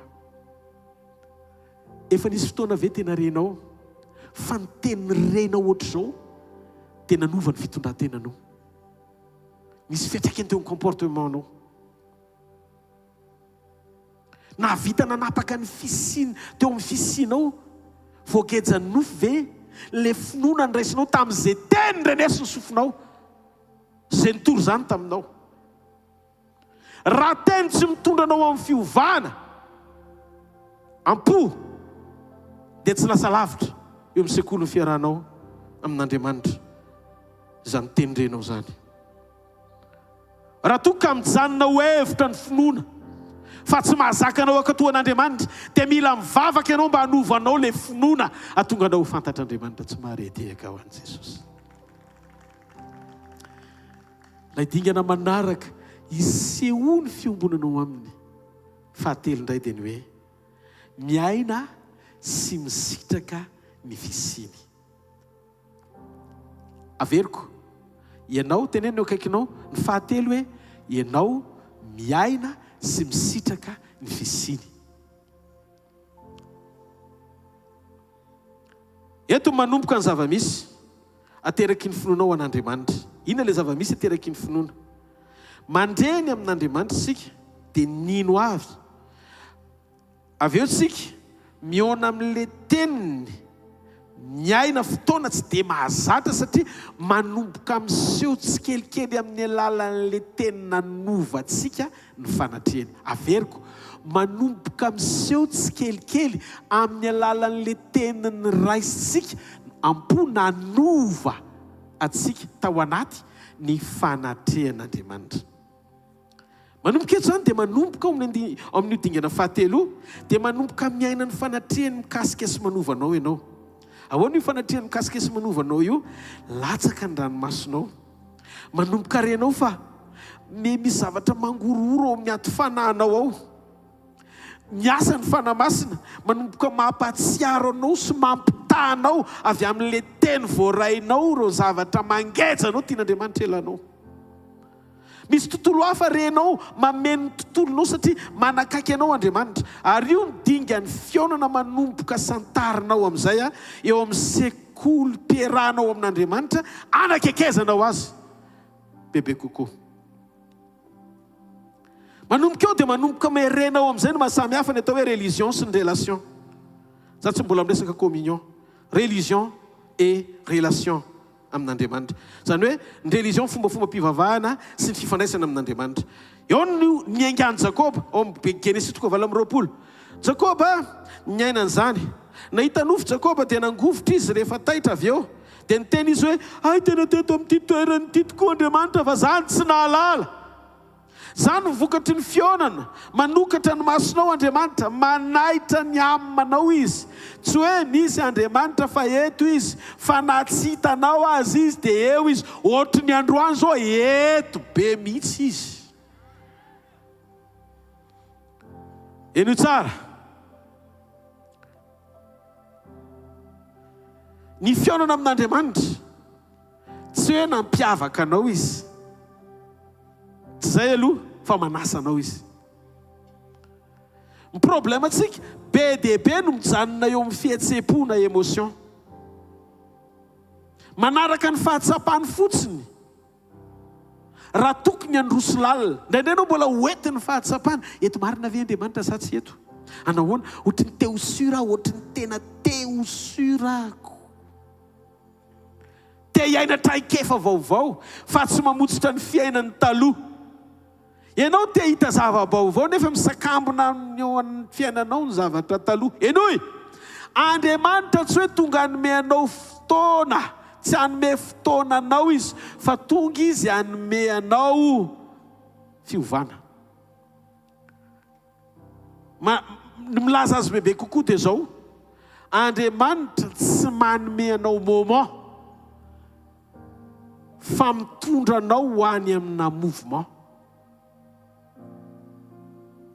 Mety efa tsara be le fionana mety efa nanomboka nanovanao sy nanamarika anao fa tsy fanaperana iny fa mbola misy andrasany amintsika jereo ne Petera sy Jaona sy Jakoba ao amin'ny Matteo 7:10 netiny teo amin'ny tendrombohitra ny fiovany endrika efa dingana nienjana be zany hoe hitan'ny Petera tonga dia naminany reto Petera hoe io Eli dia io Mosesy nefany izy mbola tsy noana tamin'ireo fa olona ta teoriana lavitra be ny fisian'ny fanompon'ireo tonga dia iny hoe io Jesosy dia ry Mosesy tonga dia iny Petera zany hoe eo amin'ilay tendrombohitra io zany ohatry ny hoe ambohi-pionana sy fanaperana zany satria tonga dia miasatra amin'ny faminaniana mahalala zavatra tany amin'ny lasany mandrakizay tsy mbola natrehany nahitan'i Jesosy tamin'ny voninahiny izy telo lahy fa zao tsy fanaperana ilay izy sy navelan'i Jesosy nijanona teo izy telo lahy fa rehefa avy eo mbola nentiny nidina indray satria ny tanjon'i Jesosy ho amin'ny Petera sy Jaona sy Jakoba tsy hoe mionona fotsiny fanehoana taminy fa volavolainy mba azo ny irahana misy iraka nahoana ny tanjon'ny fiainana amin'Andriamanitra dia isika afaka novainy hitondra azy zay aloha ny dingana voalohany vainy ao anaty mba hitondra azy tsy noforononsika anaraka fotoana fa noforononsika ho fantsony toerany mahatamana azy rehefa nanomboka misitraka ny fisiny ianao dia aza mijanona eo hoe aoka anosika anao zany dingany zany mba ho amin'ny fakatoavana azy anakekezana ho azy bebe kokoa aoka zany ho tonga hery amarana ny lasa rehetra zay mbola tsy izy ao anatinao ary ao korava ny rotinina rehetra sy ny fahazana rehetra ho mpanompoana fa manomboka tsy mety ny ao anatinao fa mba tokony olona torotoro fo ianao aty alavidavitra aty mangetaheta sy mino ary te ahalala azy mihoatra aza mijanona hatreo amin'ny famangininy fa noforonony mba ho fantsona hitoerany ampahazo aina azy ny fisinao asio tia-tanana mafy ho azy tenenina akaikinao aiza ho aiza amin'izay dingana telo zay ny misy anao hoe dingana fahaefatra isika miara-mandeha amin'Andriamanitra manomboka miara-mandeha amin'Andriamanitra tsika eo akaikitsika izy retsika mifanatrehany manomboka tafiditra amin'izay tsy kelikely ao anatinao ny assurance misy antoka ao anatinao hoe tsy rery ianao vao mivoaka ny trano ianao dia miteny hoe tsy rery aho fa manana anao tsy rery aho fa miaraka aminao ny fitiavanao no eriko sy andriankinako manafaka ny taotro sy ireo aian ka mamamiva kinyoza zao ianao mitantanay fa tsy rery taotro ny tananao dia sy ho tehaka fa tsy rery ianao tsy rery aho eto sika dia mandeha mihoatra ny fahalalana azy sy ny finoana azy ary mandeha mihoatra noho ny feonantsika taminy fa izao tsika manomboka manam-pahatsapana fa miara mandeha aminy tao anatin'ireo dinganana telo ireo dia nenitombo ny etaetanao sy ny firaisanao lalina taminy dia manomboka mahatsiaro fahabangany zay ianao rehefa tapaka ny fotoana hifandraisanao aminy satria manomboka latsapaka ao am-ponao no mahasakaizanao azy eto manomboka miova ny zavatra rehetra satria ny hoe miara mandeha aminy dia tsy midika hoe manasa azy hanao voyage miaraka aminao tsony manasa anao mba hiaraka amiko ianao mamotsitra ny lalanao fa miditra ao amin'ny lalany ianao mamotsitra ny lalanao fa miditra ao amin'ny lalany ohatra enoka niara nandeha tamin'Andriamanitra Noa niara nandeha tamin'Andriamanitra I Abrahama niary nandeha tamin'Andriamanitra dia nantsona hoe sakaizany. Tsy hoe satria mety ireo, tsy hoe nety tamin'ny zareo ny zavatra nitondrana ny hoe fiarahany amin'Andriamanitra, fa tonga nety ho azy rehefa nekeny ny safidy tonga sakaizan'Andriamanitra. Lasa noentin'ny fanatrehan'Andriamanitra ny fiainany. Ny hoe miaraka amin'Andriamanitra tsy hoe rehefa tianao na hoe rehefa mety aminao fa fanekena mihitsy ilay izy. Tsy hoe rehefa tianao fa fiainana ao amin'ny fanekena azy sy vokatra avy amin'ny intimité anananao aminy. Tsy hoe miresaka amin'ny fotsiny ianao rehefa tery, fa tsy mitsahatra miresaka aminy ianao naiza naiza amin'izay efitra sy toerana misy ianao. Eo mpanasana vilia miresaka aminy ianao, any an-dakozia miresaka aminy ianao, any amin'ny WC miresaka aminy ianao, fa izy tsy matahotra sy fofona mivoaka avy eo. Any am-piasana, any am-pianarana miresaka aminy ianao. Marcher avec Dieu signifie constance mais pas convenance. Tsika mila mijoro ao anaty fo mahalala fa izy no antony fiainantsika, izy no fisitsika ary izy ny rehetra amintsika. Miaina tsy misy rendez-vous amin'ny azo andanao tsony hoe ety ny fotoana iainako amin'Andriamanitra, fa efa compagnon ohatrany hoe eo mandrakariva izy. Tena ty dingana faefatra ty mbola metimetritra ianao ary mbola tsy any amin'ny dingana faefatra mihitsy azy zany pastera. fa orinany ty atelony ty zay ny antony itokanantsika miara tafidy trano daholo tsika menakavy. Zany angatsy marety aika ao an'Andriamanitra. Tsy hoe miresaka amin'ny fotsiny ianao rehefa tery, tsy hoe rehefa misy zavatra ilanao azy vao mandonidony ianao tompo raitsy to, fa zao tsy mitsahatra miresaka aminy ianao naiza naiza. Tsy rendez-vous ao anatin'ny agenda, tsy fotoam-bavaka itsony fa fiainam-bavaka. Zany hoe fotoam-bavaka zany ohatra ny efa zaranao ara ny fisiny. Ty ny zavatra miova rehefa tonga eo ianao. Tsy mivavaka itsony hoe tompo taio zahay rehetra, taio ny zavatra rehetra ataoko. Fa zao ny ataonao hoe tompo inona ny tianao ataoko hifankahitako bebe kokoa amin'ny fiarahako aminao satria mamiko loatra amin'ny fanatrehanao. Inona ny tianao ataoko iarahako mandeha tsara aminao, iarahako mandeha tsara aminao. Ary manomboka eo dia miazatra manomboka miaino ny feony ianao, dia renao mihitsy ny Andriamanitra zany miteny zany. Tsy mystère na atahorana intsony zay feo zay, fa manomboka tsy dia ilana discernement intsony satria le fo efa mety. Manomboka hainao no manavaka amin'ny feony sy ny sainao sy ny feon'ny fisainanao. Tsy mampanahy ianao ny zavatra mitranga satria renao, fa le zavatra ohatra ny lalana contraire atsaken'ny sainao iny, lalany itondrany ianao iny any amin'ny dingana tiany anefenanao isehonao amin'ny dingana tsaratsara kokoa miaraka aminy. Zany na tonga andry Daniel nao any andavaky ny lio fenitsikitsika eny an-dalana satria fantatra fa matoa entin'Andriamanitra eo izy tsy ho victime ao anatin'ilay ady izy, fa mikendry ny abokadiny Dariusa mpanjaka ho vaina fo izy. Daniel nahita meloa fa natongavany tany Babilôna anova firenena. Noho izany Andriamanitra tsy miova amin'ny tanjony ao anaty iraka zay ampanoviny.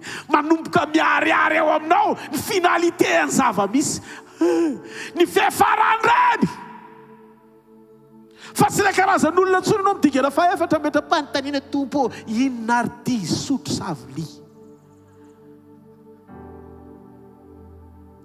Tsisy fanontaniana manome tsiny. Midingana faefatra manofa hofatanana amin'ny fomba tsy takatry ny saina ianao, miteny amin'Andriamanitra hoe tompo ninona hitranga, zavatra azoko dia zao, ianao miaraka amiko ary ny fisinao eo amin'ny fiainako tsy maintsy farany voninahitra.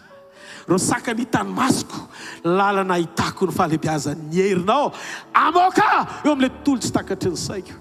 marary fantatry indray fampanasitrany ianao. Maritra le aretina omena voninahitra ianao fa misy faharetana tianao mbola ijoroko indray ao anatin'izany. Zany hoe tsy hisirika ntsony hametrahana fanontaniana. Zany hoe mahatonga Paoly vao nahita miracle andray mandeha Paoly hoe iny Andriamanitra namoaka azy tao am-ponja, niororo ny fanambany ny fonja, sokatra mivaravarana mivamy fatorana. Ore olona vao hita amin'ny Paoly hoe migady rehetra mivoaka rava le fonja niorona teo. Teo sisy Paoly hoe tsy za tsony no ametraka amin'ny fiainako eo am-pelatana ampifatotra. Dia zay na tonga amin'ny Paoly ny teny. Ino tsara ny tenin'ny Paoly a? Ho sisy Paoly. Za ho sisy Paoly gadran'i Kristy Jesosy. Gadran'i Kristy Jesosy. Tsy niteny izy hoe gadran'ny Romanina satria tsy te handoto fo amin'ny Romanina izy. Tsy te hampisy fiantraikany amin'izay fitaovana ampiasain'Andriamanitra natanteraka ny sitrapony amin'ny fiainana izy. Noho izany tsy mbola mampifamatotra Paoly ny zavatra rehetra iainany toy ny sakana sy fatorana amin'ny olona mety mandalo. Fa ny zavatra fantatry Paoly dia zao, rehefa hiasa ho fiainako Andriamanitra dia tsy misy maharombaka amin'ny tanany fa matoa navelany hitrangy zany dia izy mihitsy no mitondra any amin'izay toerana tsy takatry ny saiko tiany anamboarana. Dia jereo ny zavatra nisy. Ngadrainy izy taty aoriana inony indray-pandehana izy ny afaka tao am-ponja. Fa ny ankabeazany tany am-ponja ny saika nahafatesany ary ny farany fiainany. Ary raha tsy tany am-ponja izy tsy nanoratra epistily be dia be. Dia hozy izy Paoly zavatra fantatra dia zao, madio fo amin'ny lisany ary Romanina fa olona tokony vonjena daholo nareo. Mamela heloka andreo olona ireo izay sambotrahako, izay nitoriahana apiditra any am-ponja avelako daholo ny elony. Satria zao reny ny programa hitomboko bebe kokoa amin'ny antom-pisiko mba ahafahako manoratra ho an'ny Rodolphe rehefa vohitany eo amin'ny bokin'ny Korintiana nomezana révélation azy ampaherezany mpino mba hadio fo amin'ny manodidina azy. Satria rehefa tanteraka ny fitiavanao an'Andriamanitra dia hozy izy Paoly fa ny zavatra rehetra dia miara-miasa ahasoa izay tian'Andriamanitra. Tsy voasoratra ny epistily raha tsy tany am-ponja izy. Dia hozy izy fitarihan'Andriamanitra ny nampigadra noho izany Kristiny nampigadra fa tsy Romanina. Madio fo ho azy. Zany hoe ao anatin'io dingana io ianao dia dingana mahatonga anao anana fomba fijery mahalala ny fitondran'Andriamanitra.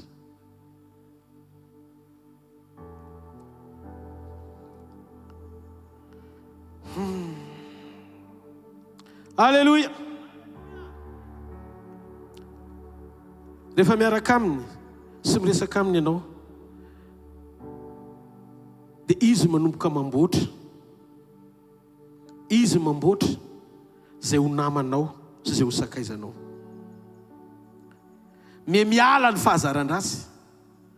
Tsy handeha amin'ny planinao intsony ianao fa manaraka azy amin'izay tsy takatry ny sainao hitondrany. I Abraham mandana fotsiny eny amin'ny tany izay hitondrako anao. Aiza le izy Paris sa États-Unis sa be fotaka. Hozy Andriamanitra any fotsiny aloha. Midika fa tsy izay firenena tianao sy fidinao nanofinao fa izay tiako hitondrananao nampahitananao sy hitariako anao. Miaraka amin'Andriamanitra dia mitaky fatokina mialohan'ny taridalana. Tsy afaka hitaridalana anao mihitsy Andriamanitra ny amin'izay tiany raha tsy hitany aloha fonao hoe mahatoky azy. Alleluia. Mitaky fakatoavana azy na dia tsy mazava aminao aza ny lalany hitondrany. Zany no atao hoe fidera-pisoronana. Na tsy takatro aza ny lalany hitondrany dia zao ny fantatro hoe endry izy mitantana amin'ny fiainako fa izay miaraka amiko dia eto amiko mandrakariva ary tsy mamela aho irery izy fa za hitoetra ao amin'izay sitrany mandra-piaviny. Any ka tsy izany fa sotia tanana mafy ho an'Andriamanitra. Mitaky fatokina mialohan'ny taridalana io ary mitaky fakatoavana azy na dia tsy mazava aminao aza ny lalany hitondrany. Maro ny te hazakazaka ho amin'ny fitarihana avy aminy fa vitsy ny te handesy vonona averiko. Maro ny te hazakazaka ho ao amin'ny fitahiana avy aminy fa vitsy ny te handesy vonona andeha miaraka amin'ny fon'Andriamanitra. Indraindray tsy mety aminao, toa afafy zany le izy kanefa avy aminy. Rehefa miaraka aminy anefa isika dia mampianatra antsika izy hoe ahoana ny fomba fisainany, ahoana ny fomba hitiavany, ny famaliny rehefa misy zavatra atao, mifamelany heloka, mifanafana azy miandalana pazapa. Fa zao aloha te mba metram-panontaniana aminao aho, ianao efa tonga amin'ilay dingana miara-mandeha amin'i Jesosy? Sa mbola vavaka ao foana mandrakandroany no hoe za tompo tia mba hiaraka andeha aminao, sa efa miara mandeha aminao efa amin'ilay dingana faefatra avy eo? Sakaiza manko tsy indray mandeha isan-kerinandro zany mifakahita, tsy hoe isaky ny sabotsy ianao vao mivavaka. Tsy afaka mihitsy aho. Ehe, nanany midingana fahatelo aloha mandiny tena. Ny olona tonga midingana faefatra mifampizara fiainana amin'ny sakaiza ianao. Zany mihitsy ny tian'Andriamanitra ataontsika aminy. Tsy voafetra amin'ny orana zavatra azo atao, fa fisakaizana amin'Andriamanitra.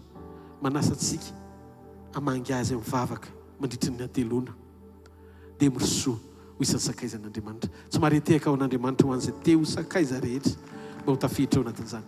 Roa sisa dia marana hiditra any amin'ilay zavatra anankiray andrasan'Andriamanitra ambony noho ny communion. Ny anankiray dia fitiavantsika an'Andriamanitra. Dingan'ny fitiavantsika an'Andriamanitra eo ny dingana mahatonga ny zavatra rehetra manomboka ho tsotra amin'izay. Satria rehefa tian'Andriamanitra ianao dia tsy mametraka olana mihitsy ho an'Andriamanitra zany. Tsy solana mihitsy aminao ny fitondrany satria miray fonareo mianaka. Tsy solana. Tsy misy zavatra amboamboarina zany rehefa ho fitiavana. Tsy hoe manaraka an'Andriamanitra amin'izao ianao satria matahotra afo be, na mba hoe manaraka azy mba ho tahiny satria izy ny mahatoy izao aho. Fa zao tianao fotsiny izy rehefa tsapanao hoe ianao dia antom-pisiana iray ny foroniny. Rehefa nijery ny tenany izy voanary ianao satria tiany ianao. Tsy olombelona ianao raha tsy izy. Noho izany ny fiainako mihitsy tsy mety raha tsy eo izy. Zany ve sa tsy zany aloha e? Tsy avy amin'izay nataony nanomeny ahy, fa isika mahazo ny fony mangeta eta amin'ny fanatrehany amin'izay. Ny olona tia azy dia mangeta eta amin'ny fanatrehany. Tsy manaraka azy sy mila azy noho ny amin'ny confort matériel na zavatra ilaina, fa no eo aminy sy miaraka aminy. Tsy fankatoavana sarotra amin'ny zavatra ilaina tsony, fa fifaliana ao anaty ny amin'ny fahatsapahana no maha eo azy. Ianao tsy mangataka hoe hatraiza ny dingana mbola aloha vao tanteraka ny famonjeny ianao sy ny voatahiry ianao satria efa nataony ho anao zany. Fa izy ianao hoe inona ny tokony ataoko avotsotro mba anakekezako azy sy tia azy bebe kokoa. Manomboka tena miasa saina ianao raha malahelo Andriamanitra, raha vao tian'Andriamanitra ianao tsy sasa manoto zany tsony. Satria raha tiainareo dia tandrina ny teniko. Manomboka rivotra mamelona antsika ny miaina misy an'Andriamanitra. Tsy vitanao no mandalo ray andro zany tsy miresaka amin'Andriamanitra. Ohatry ny vida sy foana zany ny andro raha tsy misy ny fiombonanao sy firesahanao aminy, satria efa mifamatotra mihitsy ny amina, ny ainy sy ianao. Davida anie olona araka amin'ny fon'Andriamanitra, tsy hoe tanteraka izy fa adala ny fanatrehan'Andriamanitra. Davida tsy nangataka fandresena na fahefany zany hatramin'izay. Tompo ataovy mandresena, nao tsy mbola nanao an'izany fa nitoetra fotsiny izy teo amin'ny fanatrehany mandrakariva. Isaky ny misy zavatra mitranga, Andriamanitra foana ny tsarony amin'ny fotoana rehetra. Ary ny fanatrehan'Andriamanitra no etaetany. Jehovah, tahaka ny faniriny tena vavitra nanonoko ny faniriany fanako anao. Tahaka ny faniriny tany karakaiky amin'ny paika ny andony maraina Jehovah, ny fiandrasany fanako anao. Zany ny fivavaka zany Davida zany. Rehefa tian'Andriamanitra sika dia tsy lay mitady azy rehefa tery, mila mirakla ao anaty ady. Tsy lay mampiasa an'Andriamanitra ireny, fa lay eo aminy sy mahatsapa ny fanatrehany, mahatsapa fiadanana rehefa ao amin'ny sitrapony, fa tsy miadana rehefa manao zavatra tsy araka ny sitrapony. Zay koa indisy mpamantarana rehefa manomboka manakaiky azy ianao. Rehefa tia azy sika dia miasa tsy taraina n'Andriamanitra satria fantany momba an'izay tia azy. Fa zay tsy hitany maso no andrenesiny sofina dia efa nomanan'Andriamanitra ho an'izay nadritra tao am-pony izany izy, nefa nomanan'Andriamanitra ho an'izay tia azy. efa lazaiko tamintsika mikasika momba Maria sy Marta, jereo Jona toko paraika ambin'ny folo. Tonga Maria dia raha tetanao tsy maty ny anadahako, dia hoy Jesosy hoe zao hoe eto aho tsy maty ny anadahanao. Fantatrandro be resaka be, fa vao Maria ny tonga satria Maria tia an'Andriamanitra. Raha tetanao tsy maty ny anadahako, izay nandevenana azy. Tsy mitovy valitenin'i Jesosy amin'ny olona tia azy sy ny olona mahalala ny teniny fotsiny. Ndraindray ny fahalalanao tenin'Andriamanitra mampijoro anao olona be adi-hevitra. Fa ny fitiavanao an'Andriamanitra mahatonga an'Andriamanitra aniran-tena maly ny etaetanao. Fa maninona ianao mbola mandohalika sy mitaraina mponoana mba hahita ny tanan'Andriamanitra miasa la ny andro mandahatra fahalalana. Fa maninona raha mba manapa-kevitra manomboka androany tena itian'Andriamanitra mba ho isan'ny olona mpiasa saina azy. Ny zavatra tsy azonao izy. Ny zavatra tsy azonao. Mino fa azonao le izy.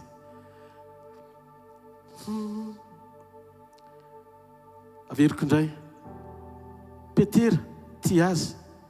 John nentehitra tamin'ny fitiavany. Tsika tsy mahay mitia azy raha tsy manana ny fitiavany. Fa ny tombony ahalalana fa nanjaka tao anatsika ny fitiavany dia tia tahaka azy sika ny rahalahy. Enoy tao zao ny tanan'izay mandeha. John niaritra teo hatramin'ny hazo fijaliana satria nentehitra tamin'ny fitiavan'i Jesosy. Nankiny Jesosy tamin'ny John ny ankonany. Raha vehivavy ozy izy, indro ny zanakao. Raha lehilahy, indro ny reninao talohan'ny nahafatesany. Petera tia azy. Fiangonana ny nankininy taminy. Ianao Pierre, vato. Eo ambony izany vato lampy izany no aroko ny fiangonako. Ary vavahady ny fiainatsita. Tsy haresy azy. Ny responsabilité ngeza na lehibe dia nomen'Andriamanitra ho an'izay tia azy. Fa tsy izay mionona fotsiny amin'ny fianteherana amin'ny fitiavany. Satria tia ny olona rehetra izy, fa vitsy ny olona tena tia azy. Raha tianao tia hitadingana amin'ny fisehoan'Andriamanitra mihoatra manakaiky sy manankina zavatra, lalina saribedy aminao. Aza mitady zavatra hafa ankoatry ny vavaka anakaiky sy tombo amin'ny fitiavana. Tia mba handretehaka ho an'i Jesosy ny amin'izany. Eo amin'ity dingana ity tsika ny malala fa Andriamanitra tsy mitady hoe inona no hainao sy zavatra vitanao, fa fo pura no ilainy, fo madio. Ny hoe tian'Andriamanitra dia midika mamela azy hiditra ao amin'ny efitra laliny hainao. Tsy eo amin'ilay madio be, fa la ianao mihitsy manaiky ho ahitsy ny teny aminy hoe tia mihitsy ny henatro. Tompo, ity mihitsy le fahatezerako, zany hoe mora tezitra, tia le fahalemena tena tsy tiako mihitsy. Tena mba tsoro kosa aloha fa tsy tianao le izy, fa tsy hoe sady akafizinao ihany le izy mody hoe tsy tianao eo.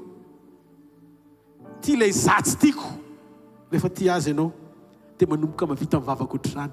Jesosy tia le iza tsy tiako. Hitanao fa Andriamanitra iteny hoe tiany ianao ary asa izy hanafaka anao. Hanafaka saina sitrana anao izy. Ary hitanao fa zany le lalana iarahana aminy ao anaty fitombony isan'andro. Ny fiankofana amin'izany tsy hoe rehefa tena manomboka raikitra ny adoration sy ny hira sy ny mozika vao misokatra ny fonao.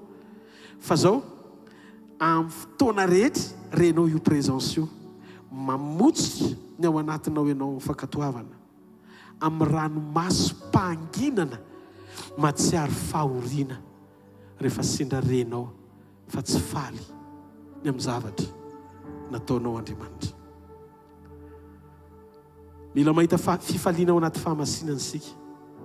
Tia fahadiovana mangetahita sinoana ny fahamarinana isan'andro. Tsy maniry nitovy amin'ny kristianina mitovy aminao intsony ianao, fa satria tian'i Jesosy dia hanovanao izy ao anaty hanahaka azy. Noho izany aza mijanona treo amin'ny finoana na fiaonana tamin'ny fotsiny na hoe mijanona treo amin'ny hoe masakaiza, fa tiavo izy amin'ny mahazanany ianao. Fa rehefa tia azy ianao dia izy mahalala mihoatra ny tokony anao amin'ny zavatra rehetra. Jesosy tena te hitianao ary te handroso loatra ho isan'ny olona. Tena manana an'izany fo zany mihoatra noho ny olona rehetra. Zay no tonga azy ny teny tamin'ny Petera, Pierre, moa ny fitiavanao mihoatra noho ny fitiavany reto. Rehefa ny olona tianao dia ianao no supporter azy. Fa rehefa ny olona anankiray no tianao dia izy no misupporter anao. dikan'izay rehefa tian'Andriamanitra ianao dia nankina ny zavatra ngeza satria fantany fa supporter nahazaka ny asany. Secret ny fitiavana mandrosoa bebe kokoa mba ho isan'ny olona nanan'Andriamanitra antoka mihoatra noho ny olona rehetra anakaiky azy. Ty le dingana ambony noho ny communion. Le farany teo communion no antoka ao anatin'le izy. Enao miombona aminy. Fandingana farany araka le teny teo hoe tsy ampy ny communion dia ozy izy Jesosy hoe io le dingany iray aminy. Iray aminy. Inona ny mahasamihafa ny communion miombona aminy sy le dingana faratapiny atao hoe iray aminy. Tsy communion fa union. Io ny dingana avidrindra amin'ny rehetra. Ny tanjony io dingana farany io dia tsy isika mamangy ny fanatrehany fa olona mitondra ny fanatrehany amin'ny toerana rehetra izay misy atsika. Tsy hoe miaraka amin'ny fotsiny, tsy hoe miombona amin'ny fotsiny, fa izy ny velona amin'ny alalantsika. Ianao zany rehefa tonga amin'io dingana io tsy mila mivavaka hoe jereo ny fiainako, arao afa efa navotsy, arao Andriamanitra mba tatano kely dia mba hampahitao any fahatsaranao, fa mivavaka ao efa navotsitry momba manontolo mba hoe enao ny velona ato anatiko. Lasa lalana maneho azy ny fisianao. Io lay hoe iray amin'Andriamanitra. Mivavaka any amin'izany Jesosy mba ho iray any izy rehetra tahaka ny maha iray atsika. Io lay hoe efa maty ianao teo amin'ny nofo. Tsy ao anatinao intsony ny lasa sy ny fitiavan-tena. Reo nofo rehetra momba anao teo amin'ny nofo dia efa nomboana teo amin'ny azo fijaliana avokoa. Tsy hainao tsony le miaina io fa izy ny tarafina amin'ny fisianao. Galates 2:20. Tsy za tsony velona. Vombony araka amin'ny Kristy teo amin'ny azo fijaliana. Ary tsy za tsony velona fa Kristy ny velona izy. Velona izy Kristy. Lasa fahamarinana hitarafana ny fahamarinana ny fisianao. Lasa ny fiainanao ny fisiny. Eto tsy Andriamanitra no mifeny décision anao. Ao anaty communion Andriamanitra mifeny décision anao na ny fanapa-kevitra ao. Fa ao anaty union izy manapa-kevitra amin'ny toeranao. Tsy mahareteka ao an'Andriamanitra. Asio tia tanana mafy ho an'i Jesosy. Mba miangavy mba ataovy mirefitrefitra tsara resy la.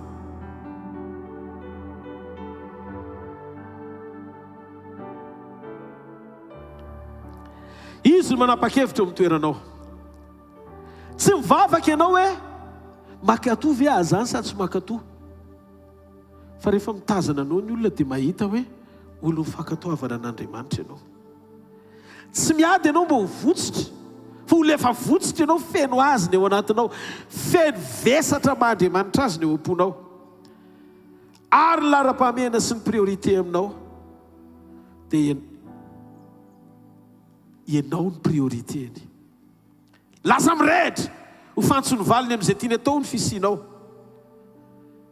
Tsy hoe mitondra ny azo fijaliana intsony ianao fa voaomby miaraka aminy.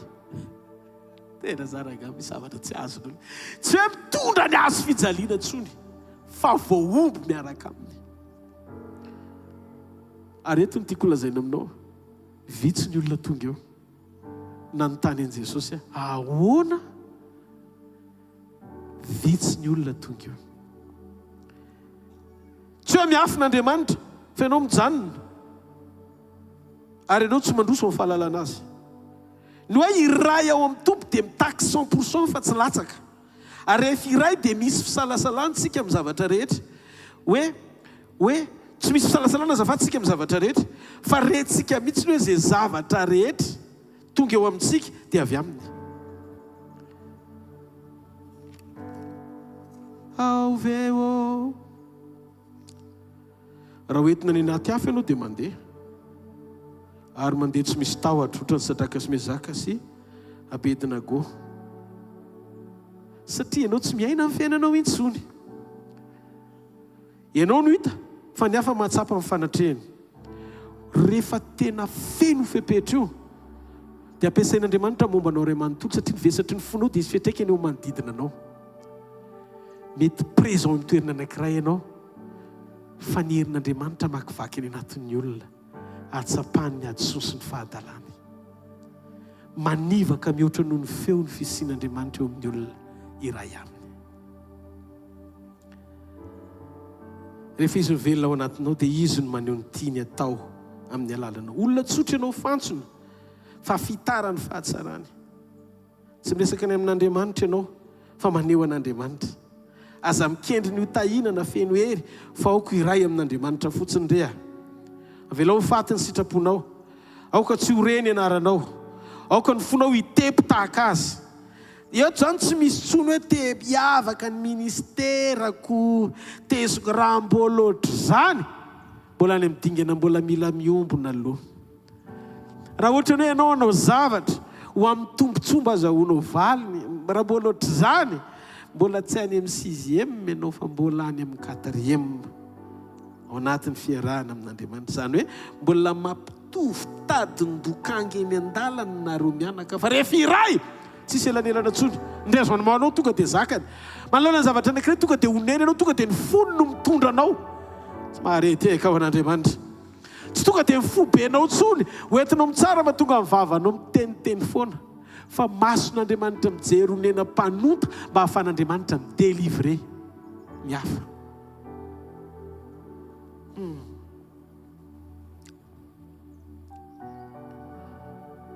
Avela ho faty ny sitraponao, aoka tsy horeny ianaranao, aoka ny fonao hitepy tahaka ny azy. Tsy misy antso avy tahaka izao ny ho iray aminy amin'ilay mpamorona anao. Rehefa ny antso anao izy dia tsy hoe ny anaraka azy fotsiny ihany fa ny ho azy tanteraka. Fa na izany azy tsy Kristy mihitsy ianao, tsy ianao no Kristy. Tsy hoe sarotra ny ho tonga amin'izany fa ny ho faty amin'izay rehetra sakana tsy hahatonga anao eo. Zany ilay tena andrasan'Andriamanitra ho ekenao mba hitariany ianao.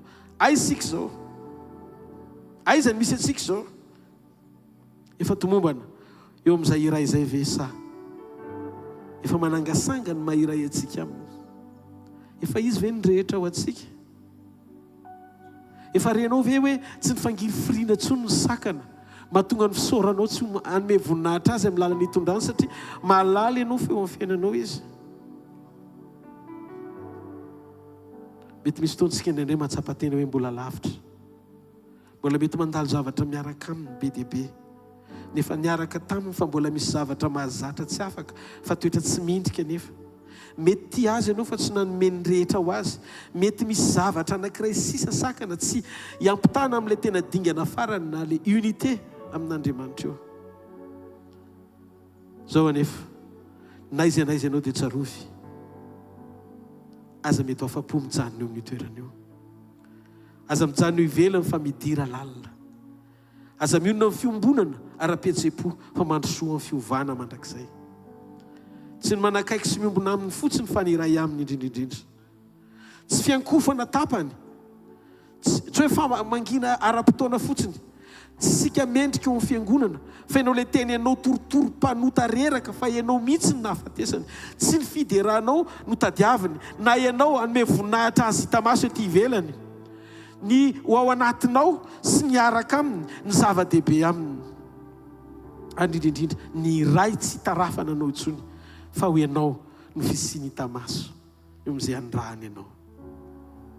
Te halalanao lalina sy feno ara-piombonana izy, satria rehefa manomboka eo amin'ny fiombonana ianao vao miampita any amin'izay mahiray azy zay.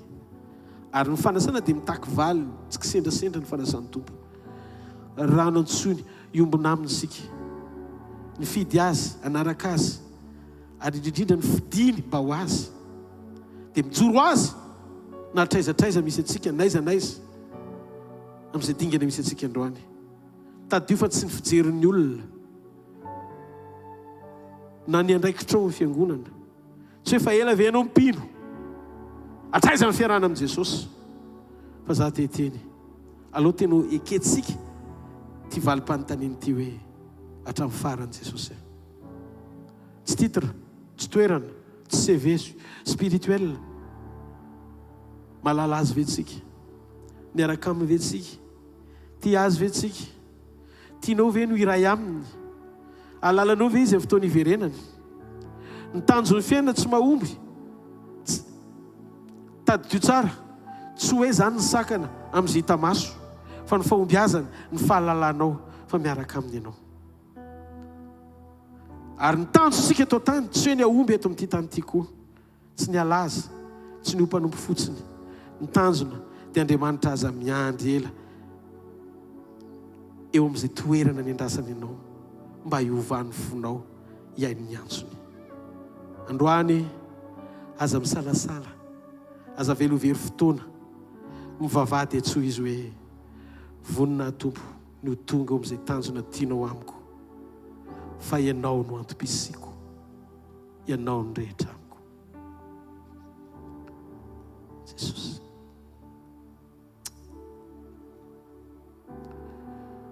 Maminy foko Jesosy, maminy foko re Jesosy,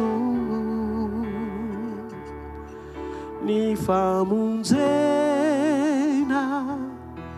zay vitanao, ny adisoko navelanao, tena fakao mandrakizay, Jesosy malala pamonjiso indrony aiko raisoana velokanompo velokano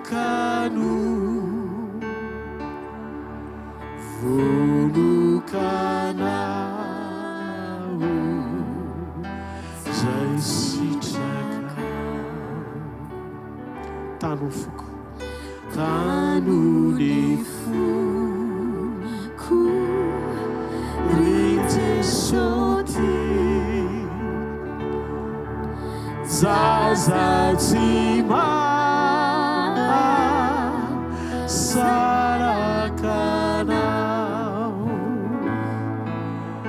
mora malemy mora mani tanony fliky traminao, Jesosy malalo pamonjiso indrony aiko raisoana velokanompo velokano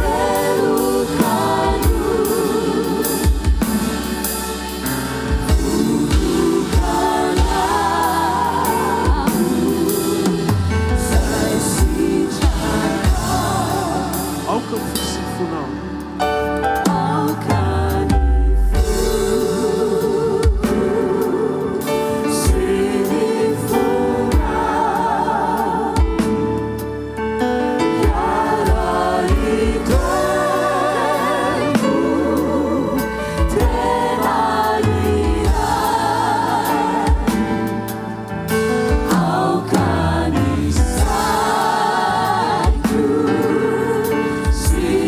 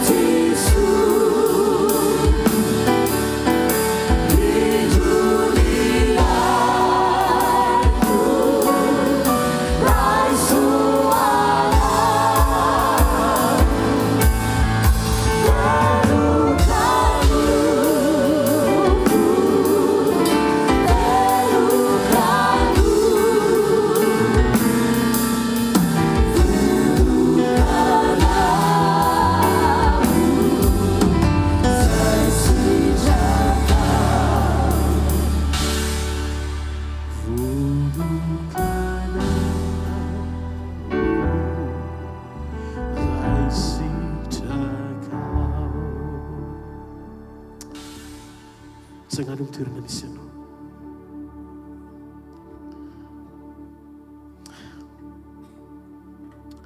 Ry havana, za tena mahatsapa fa ny fitokanantsika ao anatin'ny 3 andro dia fotoana tena tiany Jesosy mangina fiainantsika manokana. Raha ao anatin'ireo teny rehetra ndray nesontsika androany, tena tsy tokony isy olona anankiray amintsika ivoaka ao anatin'izao fitokanan'izao hitovy amin'ny teo aloha intsony. Tikanao anandra bavaka satria reko hoe miaraka amintsika eto Jesosy. Sokafo fonao dia mitenena aminy. Tenena izy hoe mangety hitanao ny fanahiko sy ny foko Andriamanitra. Tena te hiaina ny fiainanao ahy. Efa nasehonao tamiko lala marina rehetra ahafahan'ny fiombonako aminao ho tanteraka any amin'ny dinga ny firaisako aminao. Hoe iray tsisy ahalalana intsony fenao velona atao anatiko. Jesosy malala, zao ny fotoana sarobidy indrindra iombonako sy hifankahitako aminao. Mangataka aminao amin'izao ora sy minitra sy fotoana izao. Mialohan'ny andraisantsika ny fanasan'ny tompo. Bebahy ianao. Mandiny tena tao amin'ireo teny rehetra izay tonga. Nanaitra ny fotsika. Izay tsy manam-pahamasinana ny tsy hitan'ny tompo. Izay tsy madio apotsy hitan'Andriamanitra. Aza velany fonao sy nofinao ary ny sainao sy maha-olombelonanao ny hitondranao. Manombo mananetaeta ao anatin'ny fo. Maniry ianao ny nofiko. Maniry ianao ny fanahiko. Anjakao ny momba rehetra Jesosy aza vela izy zao hita intsony fa ianao. Rehetra atao anatiko ny vokatra, ny fruit de l'esprit, vokatry ny fanahy. Raha mbola hitanao hoe sarotra ho anao manitry tena, sarotra ho anao mandefitra, sarotra ho anao mamela heliko, mangatany afo ny fanamasina amin'izao fotoana izao. Angataony afo ny fanamasina, manapa fanamasina dia fenoiny amiko. Vonoiny toetra maha-olona. Ampanjakao eo amin'ny fiainako ny toetranao. Tsy ho tara ny tarafana,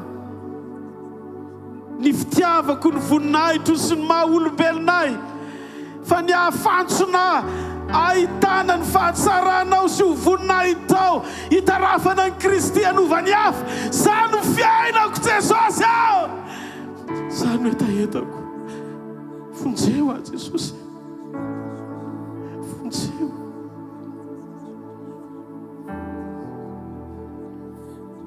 Tsy te hiaina ny fiaina mahazatra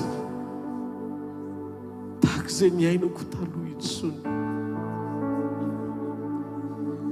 Halleluja. Reko Andriamanitra miaraka amintsika eto. Na tsy reko aza eto foana izy. Fa mikonfirme Jesosy fa miaraka amintsika izy. Sokafo ny fonao. Sokafo ny fonao. Ampandrosoy Jesosy. Avelao ny fanahiny anapaka tamin'izay aty lalina indrindra ao anatinao. Avelao izy anao opération andidy sy anapaka izay zavatra rehetra tokony hoesorina. Meo azy ny alalana amin'ny safidinao anaky amotsitra izay zavatra tsy tokony hazonina intsony. Ao amponao ao kasakana sy mampahazo aina ny fahavelomany eo amin'ny fiainanao.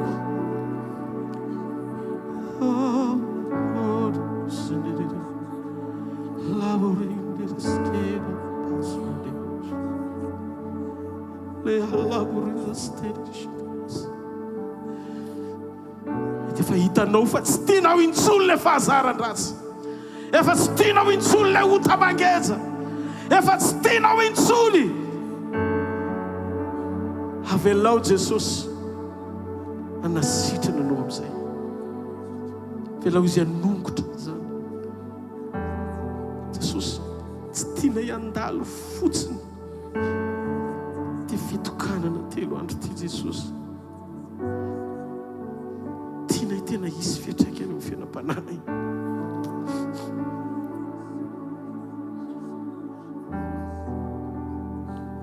Tiana tena hisy fiatraikany eo amin'ny fiainam-panahina.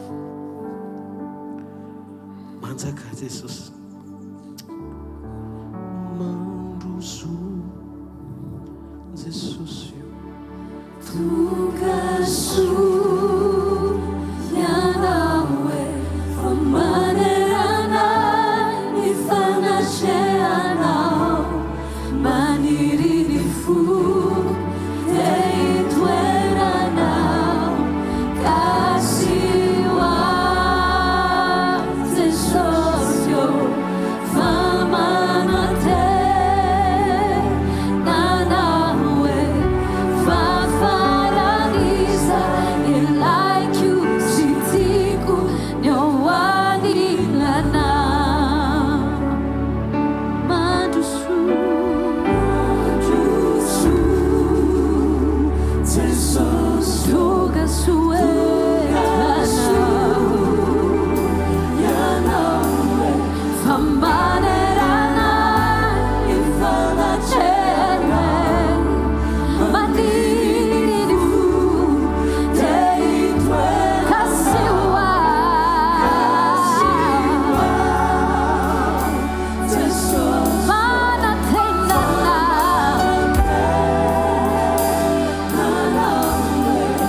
Fafaraniza Ilaiku Sitiku Nyawani Lana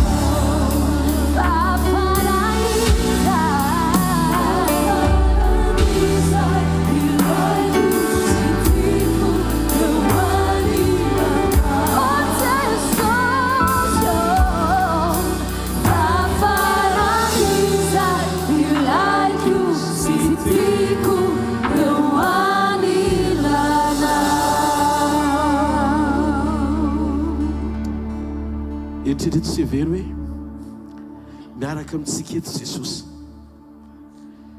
Mety tsy hitany masonao izy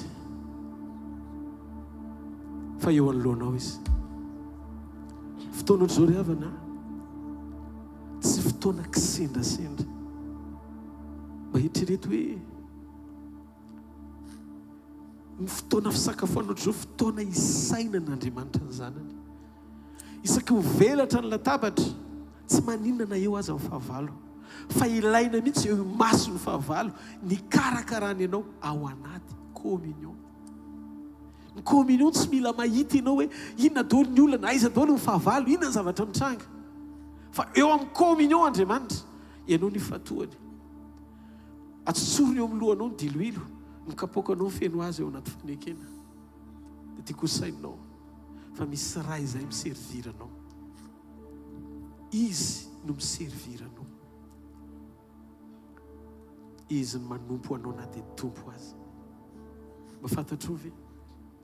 Mety misy olona tena heverina hoe tianao indrindra, mety ho vadinao, mety ho sakaizanao, mety ho namanao.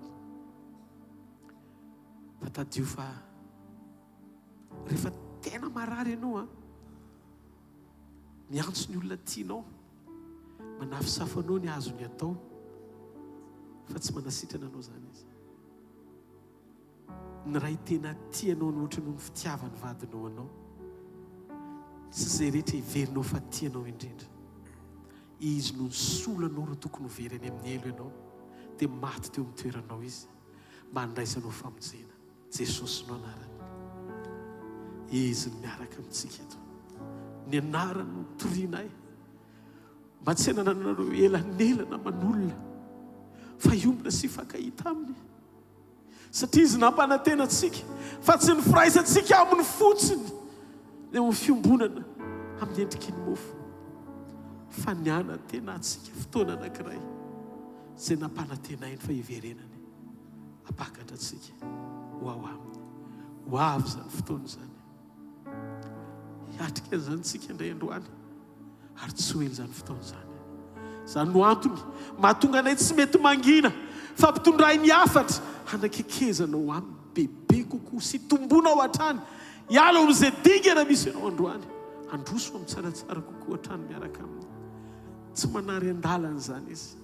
Rehefa hita ny fonao hoe tena tafiditra amin'ilay etaeta, mety mbola tsy araka ny fahatanterahany sitrapony ny ahitany ny etadamanao, fa rehefa hitanao hoe mandroso ianao vonjeny, tsy tavela eto zany ianao na mbola tsy feno ary ny fepetra enina, fa hitany fotsiny fa napaka-hevitrao fa mandroso makany amin'ny fepetra enina.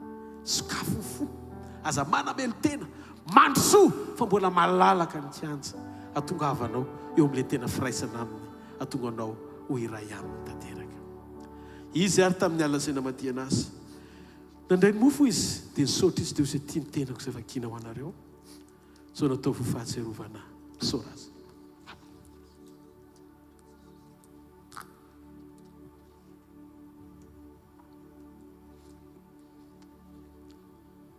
Taka izany koa ny kapoaka, hoy ny tompo hoe tia ny fanekena vaovao sady mandrakizay izay nalatsako anareo, famelana ny fahotanareo. Ka nao vinanareo mihinana mofo sy misotro amin'ny kapoaka, dia manambara ny nahafatesan'ny tompo mandra-piavana. Tsika miaraka aminy, tsika iray aminy, tsika ao aminy, ary tsika iombona aminy. Mandra-piavany Jesosy, Jesosy hatrany, Jesosy mandrakizay. Misaora azy.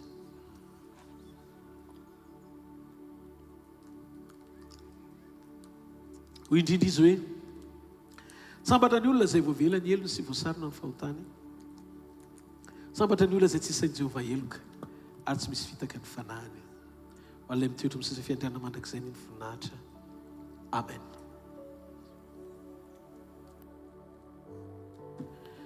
Jesosy ihany,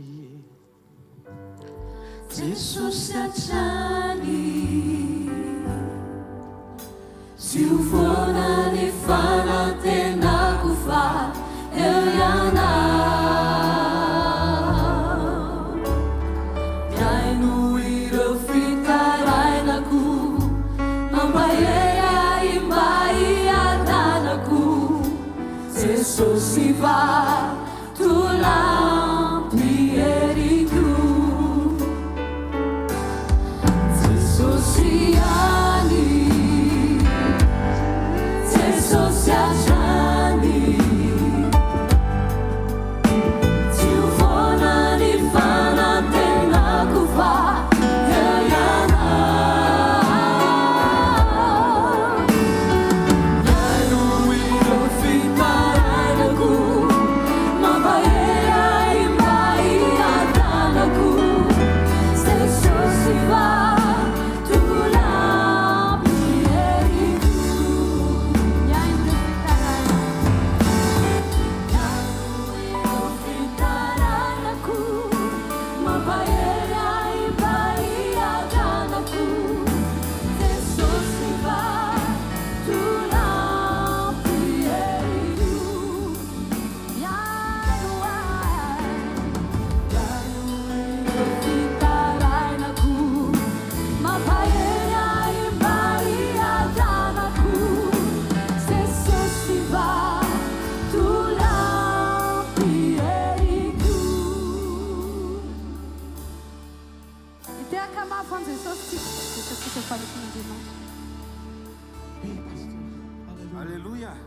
Betsaka mbola toy ity eka mafy be ho an'i Jesosy.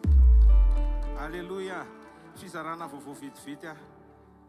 Mino fa tena faly ianao a. Ndray tamin'i Jesosy, ndray tamin'ny alalana fandraisana fanasan'ny tompo a, tamin'ny teny izay nifampizarana teo a. Izara vaovao vetivety amintsika mahakasika ny retraite spirituelle izay misy atsika amin'izao fotoana izao a. Dia fantatsika fa eny an-tanantsika eny misy an'ity takelaka ity, misy ny fepetra manokana sy ny fandaharana rehetrarehetra mandritra ny fionambe atsika fitokanana ara-panahy retraite spirituelle. Raha mijery ianao a dia mizara isa 2, 3, 4, 5, 6, 7 enina angamba 7 miaraka amin'ilay fandaharana ny zavatra afaka hitanao aty. Dia mba samy mezaka mamaky tsika fa tsy tena ho eny e, aloha fa ezahana miara-mamaky vetivety izy ity satria tena manandanja be a. Reto ny fepetra izay arahantsika mandritra nyity fitokanana ara-panahy ty. Voalohany indrindra aloha zany a ny fiainam-bavaka sy ny fahamasinana. Ao mihaino tsara tsika a? Fiainam-bavaka sy fahamasinana. Inona dikan'izay? Feno vavaka mandritra ny fitokanana. Zasenao zany. Faharoa, manana fitondrantena sy fihetsika madio sy motina amin'ny sainana, ny fiteny sy ny atao. Izay ny voalohany. Ny faharoa dia firaisampo sy fifanajana. Inona ny fepetra tokony mba ho arahantsika? Apetraka ao amin'ny tenanao voalohany a. Maneho firalahiana hatrany amin'ny alalan'ireo vokatry ny fanahy ao anatiko a. Amen. Malemy fanahy sy fiteny amin'ny mpiara-mitokana rehetra, feno fanajana ny hafa, tsy mitokatokana fa manaraka ny fandaram-potoana efa voafaritra miaraka amin'ny rehetra. Amen ve zany aloha e. Amen. Fahatelo, fahadiovana sy fifampitsinjovana. Izany tompon'andraikitra voalohany amin'ny fahadiovako. Tsy manary faky eo tseroa fa manao zany amin'ny toerana efa voatondro.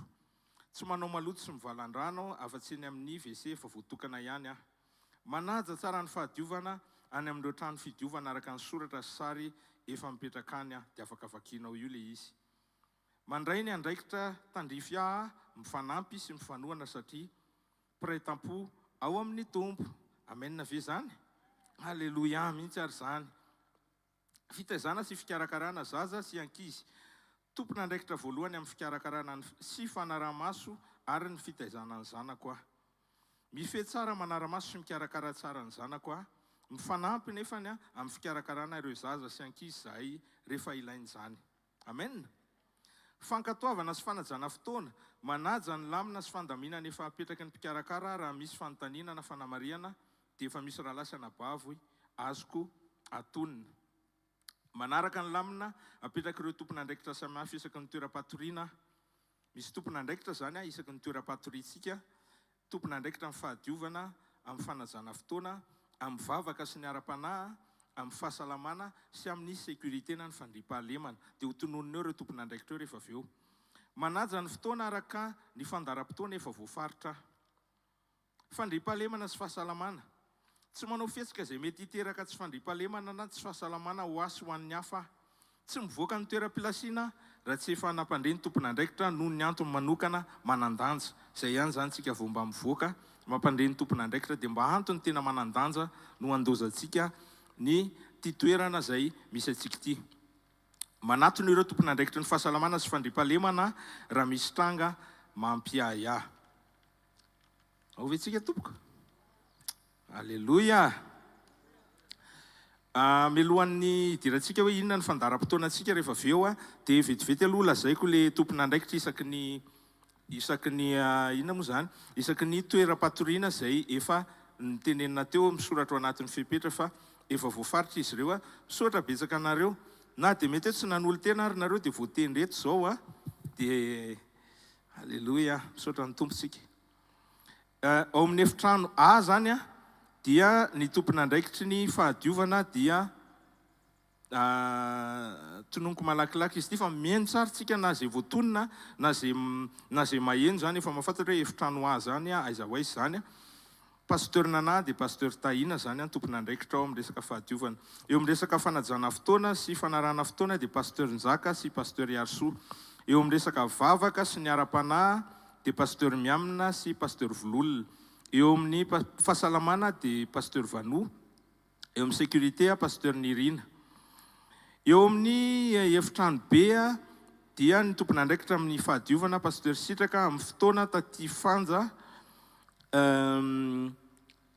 rasolo fa misy olona etako aiky neto fa rehefa eo amarintsika vavaka sy ara-panahy pasteur franka fahasalamana pasteur hery dia sécurité dadato albert reny zany le tompon'andraikitra isaky ny toera-patoriana satria fatatsika fa manana toera-patoriana misa fitotsika misy efitrano fatoriana misy anankitelo dia misy dortoir misy anankitelo koa izy fa lasa nitatra efatra izy zao dia misy koa neny amin'ny tanty neny amin'ny efitrano C ndray zany ny fahadiovana dia taty zakiny tompon'andraikitra ny fotoana dia pasteur Frédéric mifanajana fotoana misaotra tompoko dia mbola pasteur Frédéric koa ny tompon'andraikitra amin'ny resaka vavaka sy ara-panahy ny fahasalamana dia taty hianatra ny sécurité dia ny rahalahy kiwel no misana an'izany ao tsy dia be deabe ry zareo ao dia tsy tena natao be deabe ny tompon'andraikitra ao amin'ny dortoir voalohany tsy ambony etsy dortoir A ny tompon'andraikitra ny fahadiovana pasteur franchise tompon'andraikitra amin'ny resaka fotoana sy fanajana fotoana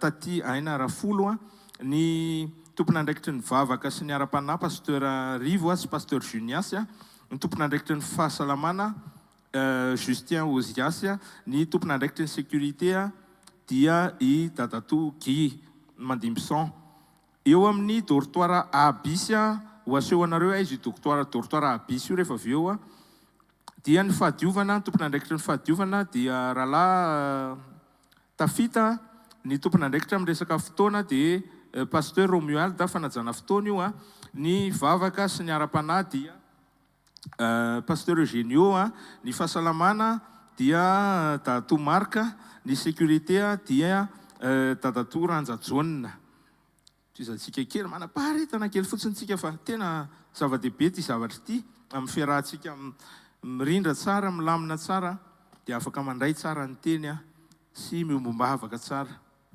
amen ny dortoir B zany zao ny fahadiovana dia pasteur Lalaina ny fotoana dia pasteur Rodolphe avy any Antsirabe ny vavaka misy pasteur Rodolphe arotsika misy avy any Antsirabe manan-karena Rodolphe be tsika eto amin'ny asa fanompoana vavaka sy ara-panahy pasteur Misaina eo amin'ny fahasalamana dia pasteur Iony eo amin'ny sécurité dia pasteur Tantely vetivety tompoko fa nomboka tsy hita le soratra eto eo amin'ny dortoir C ny fahadiovana dia taty felana ny fotoana pasteur Xavier ny vavaka sy ara-panahy dia mbola pasteur Xavier any ny fahasalamana dia rahalahy mampionina ny sécurité dia dadato Manatso misy koa nefa ny tompon'andraikitra misahana an'ireo rehetrarehetra ireo zany amin'ny akapobeany dia azontsika atonina zany raha manana fanontaniantsika na manana fanamariana dia atonina ireo tompon'andraikitra eo koa raha misy fanamariana sy fanontaniana mifandraika amina andraikitra tokony ho raisina tompon'andraikitra ny fahadiovana amin'ny akapobeany miaraka amintsika eto dia taty Tahiry sy pasteur Katy ny tompon'andraikitra amin'ny fanajana ny fotoana sy ny fandrandrana amin'ny fotoana amin'ny akapobeana pasteur Sanatra dia pasteur Solofo ny tompon'andraikitra mivavaka sy ny ara-panahy pasteur Miamina dia pasteur Nono ny tompon'andraikitra amin'ny fahasalamana eto amintsika tonga dia ho an'ny rehetra mihitsy zany zay dia pasteur Heriniana sy docteur Lalaina ny tompon'andraikitra ny sécurité dia pasteur Lova sy pasteur Yobi dia ndaotsika hitehaka mafy be ho an'i Jesosy noho ny amin'izany fandaminana samihafa zany napetraka Jesosy tao anatin'ny fahendrentsika rehefa avy eo tsika dia raha mijery ny fandaram-potoana ianao raha efa namaka ny fandaram-potoana dia tokony misy pause déjeuner zao tsika zao fa somary misy ny fahatarana kely moa miezaka mandamina fotoantsika fa Jesosy ny tena mitaridalana antsika amin'ny zavatra rehetrarehetra dia tonga dia le session rokatra amin'ny telo zany zao nijerentsika session ho an'ny adorateur ty misy fanamariana kely raha tsika dia tsy maintsy manana baditra daholo tsika rehetrarehetra mpiara mivory mpiara mizaika eto amin'ity toerana ity dia jereo tsara fa eto ambany eto misy hoe vava fiaika toka asafa misy ohatran'ny acronyme kely dia misy ohatran'ny tsipika kely manoatra zao dia misy tsisy nininona ao anatiny rehefa tsisy nininona ao anatiny dia dikan'izay tsy manatrika le session ianao raha tsy voakosé eo zany amin'ny anaranao le session mais ohatra dikan'ny vavaka dia le intercesseur mbola tsy niditra tamin'itsika fa tokony natao teo fa tsy miditra amin'io aloha tsika zany dia misy ny session rehefa avy eo adorateur zany hoe fiankofana dia misy ny session toka ny soratra ato dia tokantrano dia anao zany rehefa manatrika ny session ary ambony ary amin'ny chapelle ary dia rehefa mahita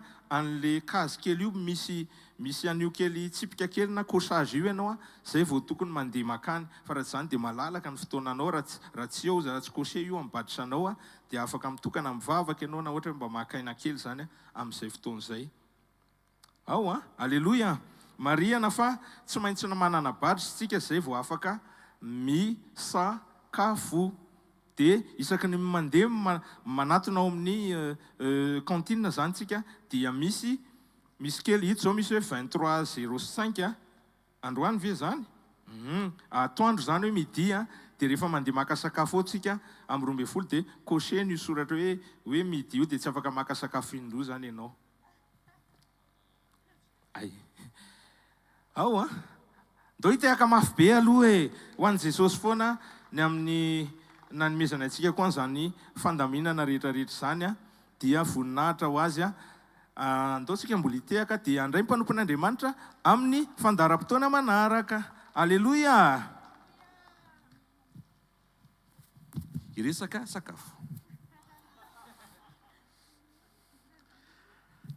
taontsika ritsangana dia sotra an'Andriamanitra ary ameka ankasitraka ny tompony amin'ny fahafahantsika nanomboka tamin'ny maraina iny fa fontananao dia omeo an' Jesosy ny fifaliana sy ny fankasitrahana avy any anatinao misaotra ray amin'ny anaran'i Jesosy Kristy tompo afaka nanomboka tamin'ny fitokanana sotra ny amin'ny teny sotra ny amin'ny fivoriana maraina sotra ny amin'ny fahatongavany tsiraray avy mahatsiaro ambavaka koa ireo namanay zay mbola ny an-dalana ireo zay mbola ho avy ianao hitantana ny dian'izy ireo misaotra ny amin'ny tsiraray avy afaka nanao fanatitra ianao tokoa hitahany zay rehetra tonga teto nizanizy na zay afaka nanao na zay mety ho tsy afaka nanao ary itsofina rano Jesosy ho voatany fanatitra hiasa araka ny fitarianao amin'ny anara maherin' Jesosy Kristy avy Nazareta amen. Sy tiaka mafy tsara ho an'i Jesosy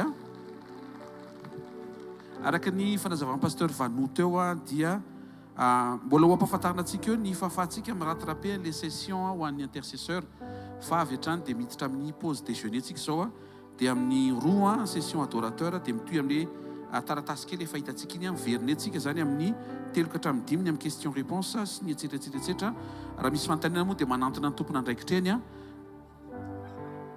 manantona amin'ny pasteur Iadza sy pasteur Sandratra zay rehetra manana fanontaniana ho voninahitry ny tompo ary raha sendra tsy voacoché ny badge anao nefa eto ianao tonga saina hoe tia hanatrika le session dia manasanao hanatrika mety miandry kely ny polycopinao fa efa misy imprimante sy taratasy ao dia hoezahana hoe zay rehetra tonga eto ka mangetaeta dia afaka mandray ny anjarany raisy nitsodrano zay tononona ary amin'ny anaran'i Jesosy tanteraka eo amin'ny fiainanao amin'izao marain'izao tononona amin'ny anaran'i Jesosy fa ho tanteraka ny fiombonanao amin'ny tompo ary ny teny zay voarainao teo dia tafatoetra ao am-ponao tononona miaina zay lazain'Andriamanitra ianao amin'ny anaran'i Jesosy Kristy avy Nazareta amen.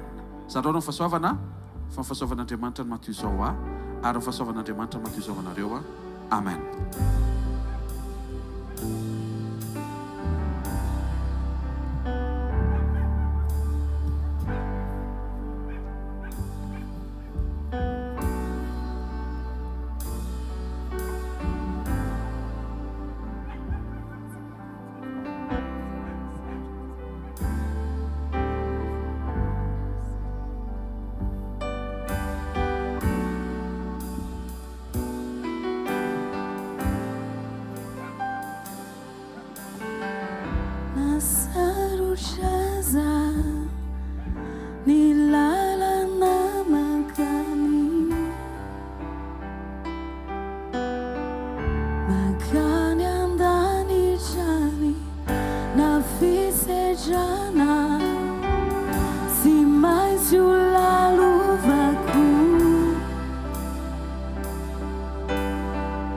Sasaka nasiwani nasarucha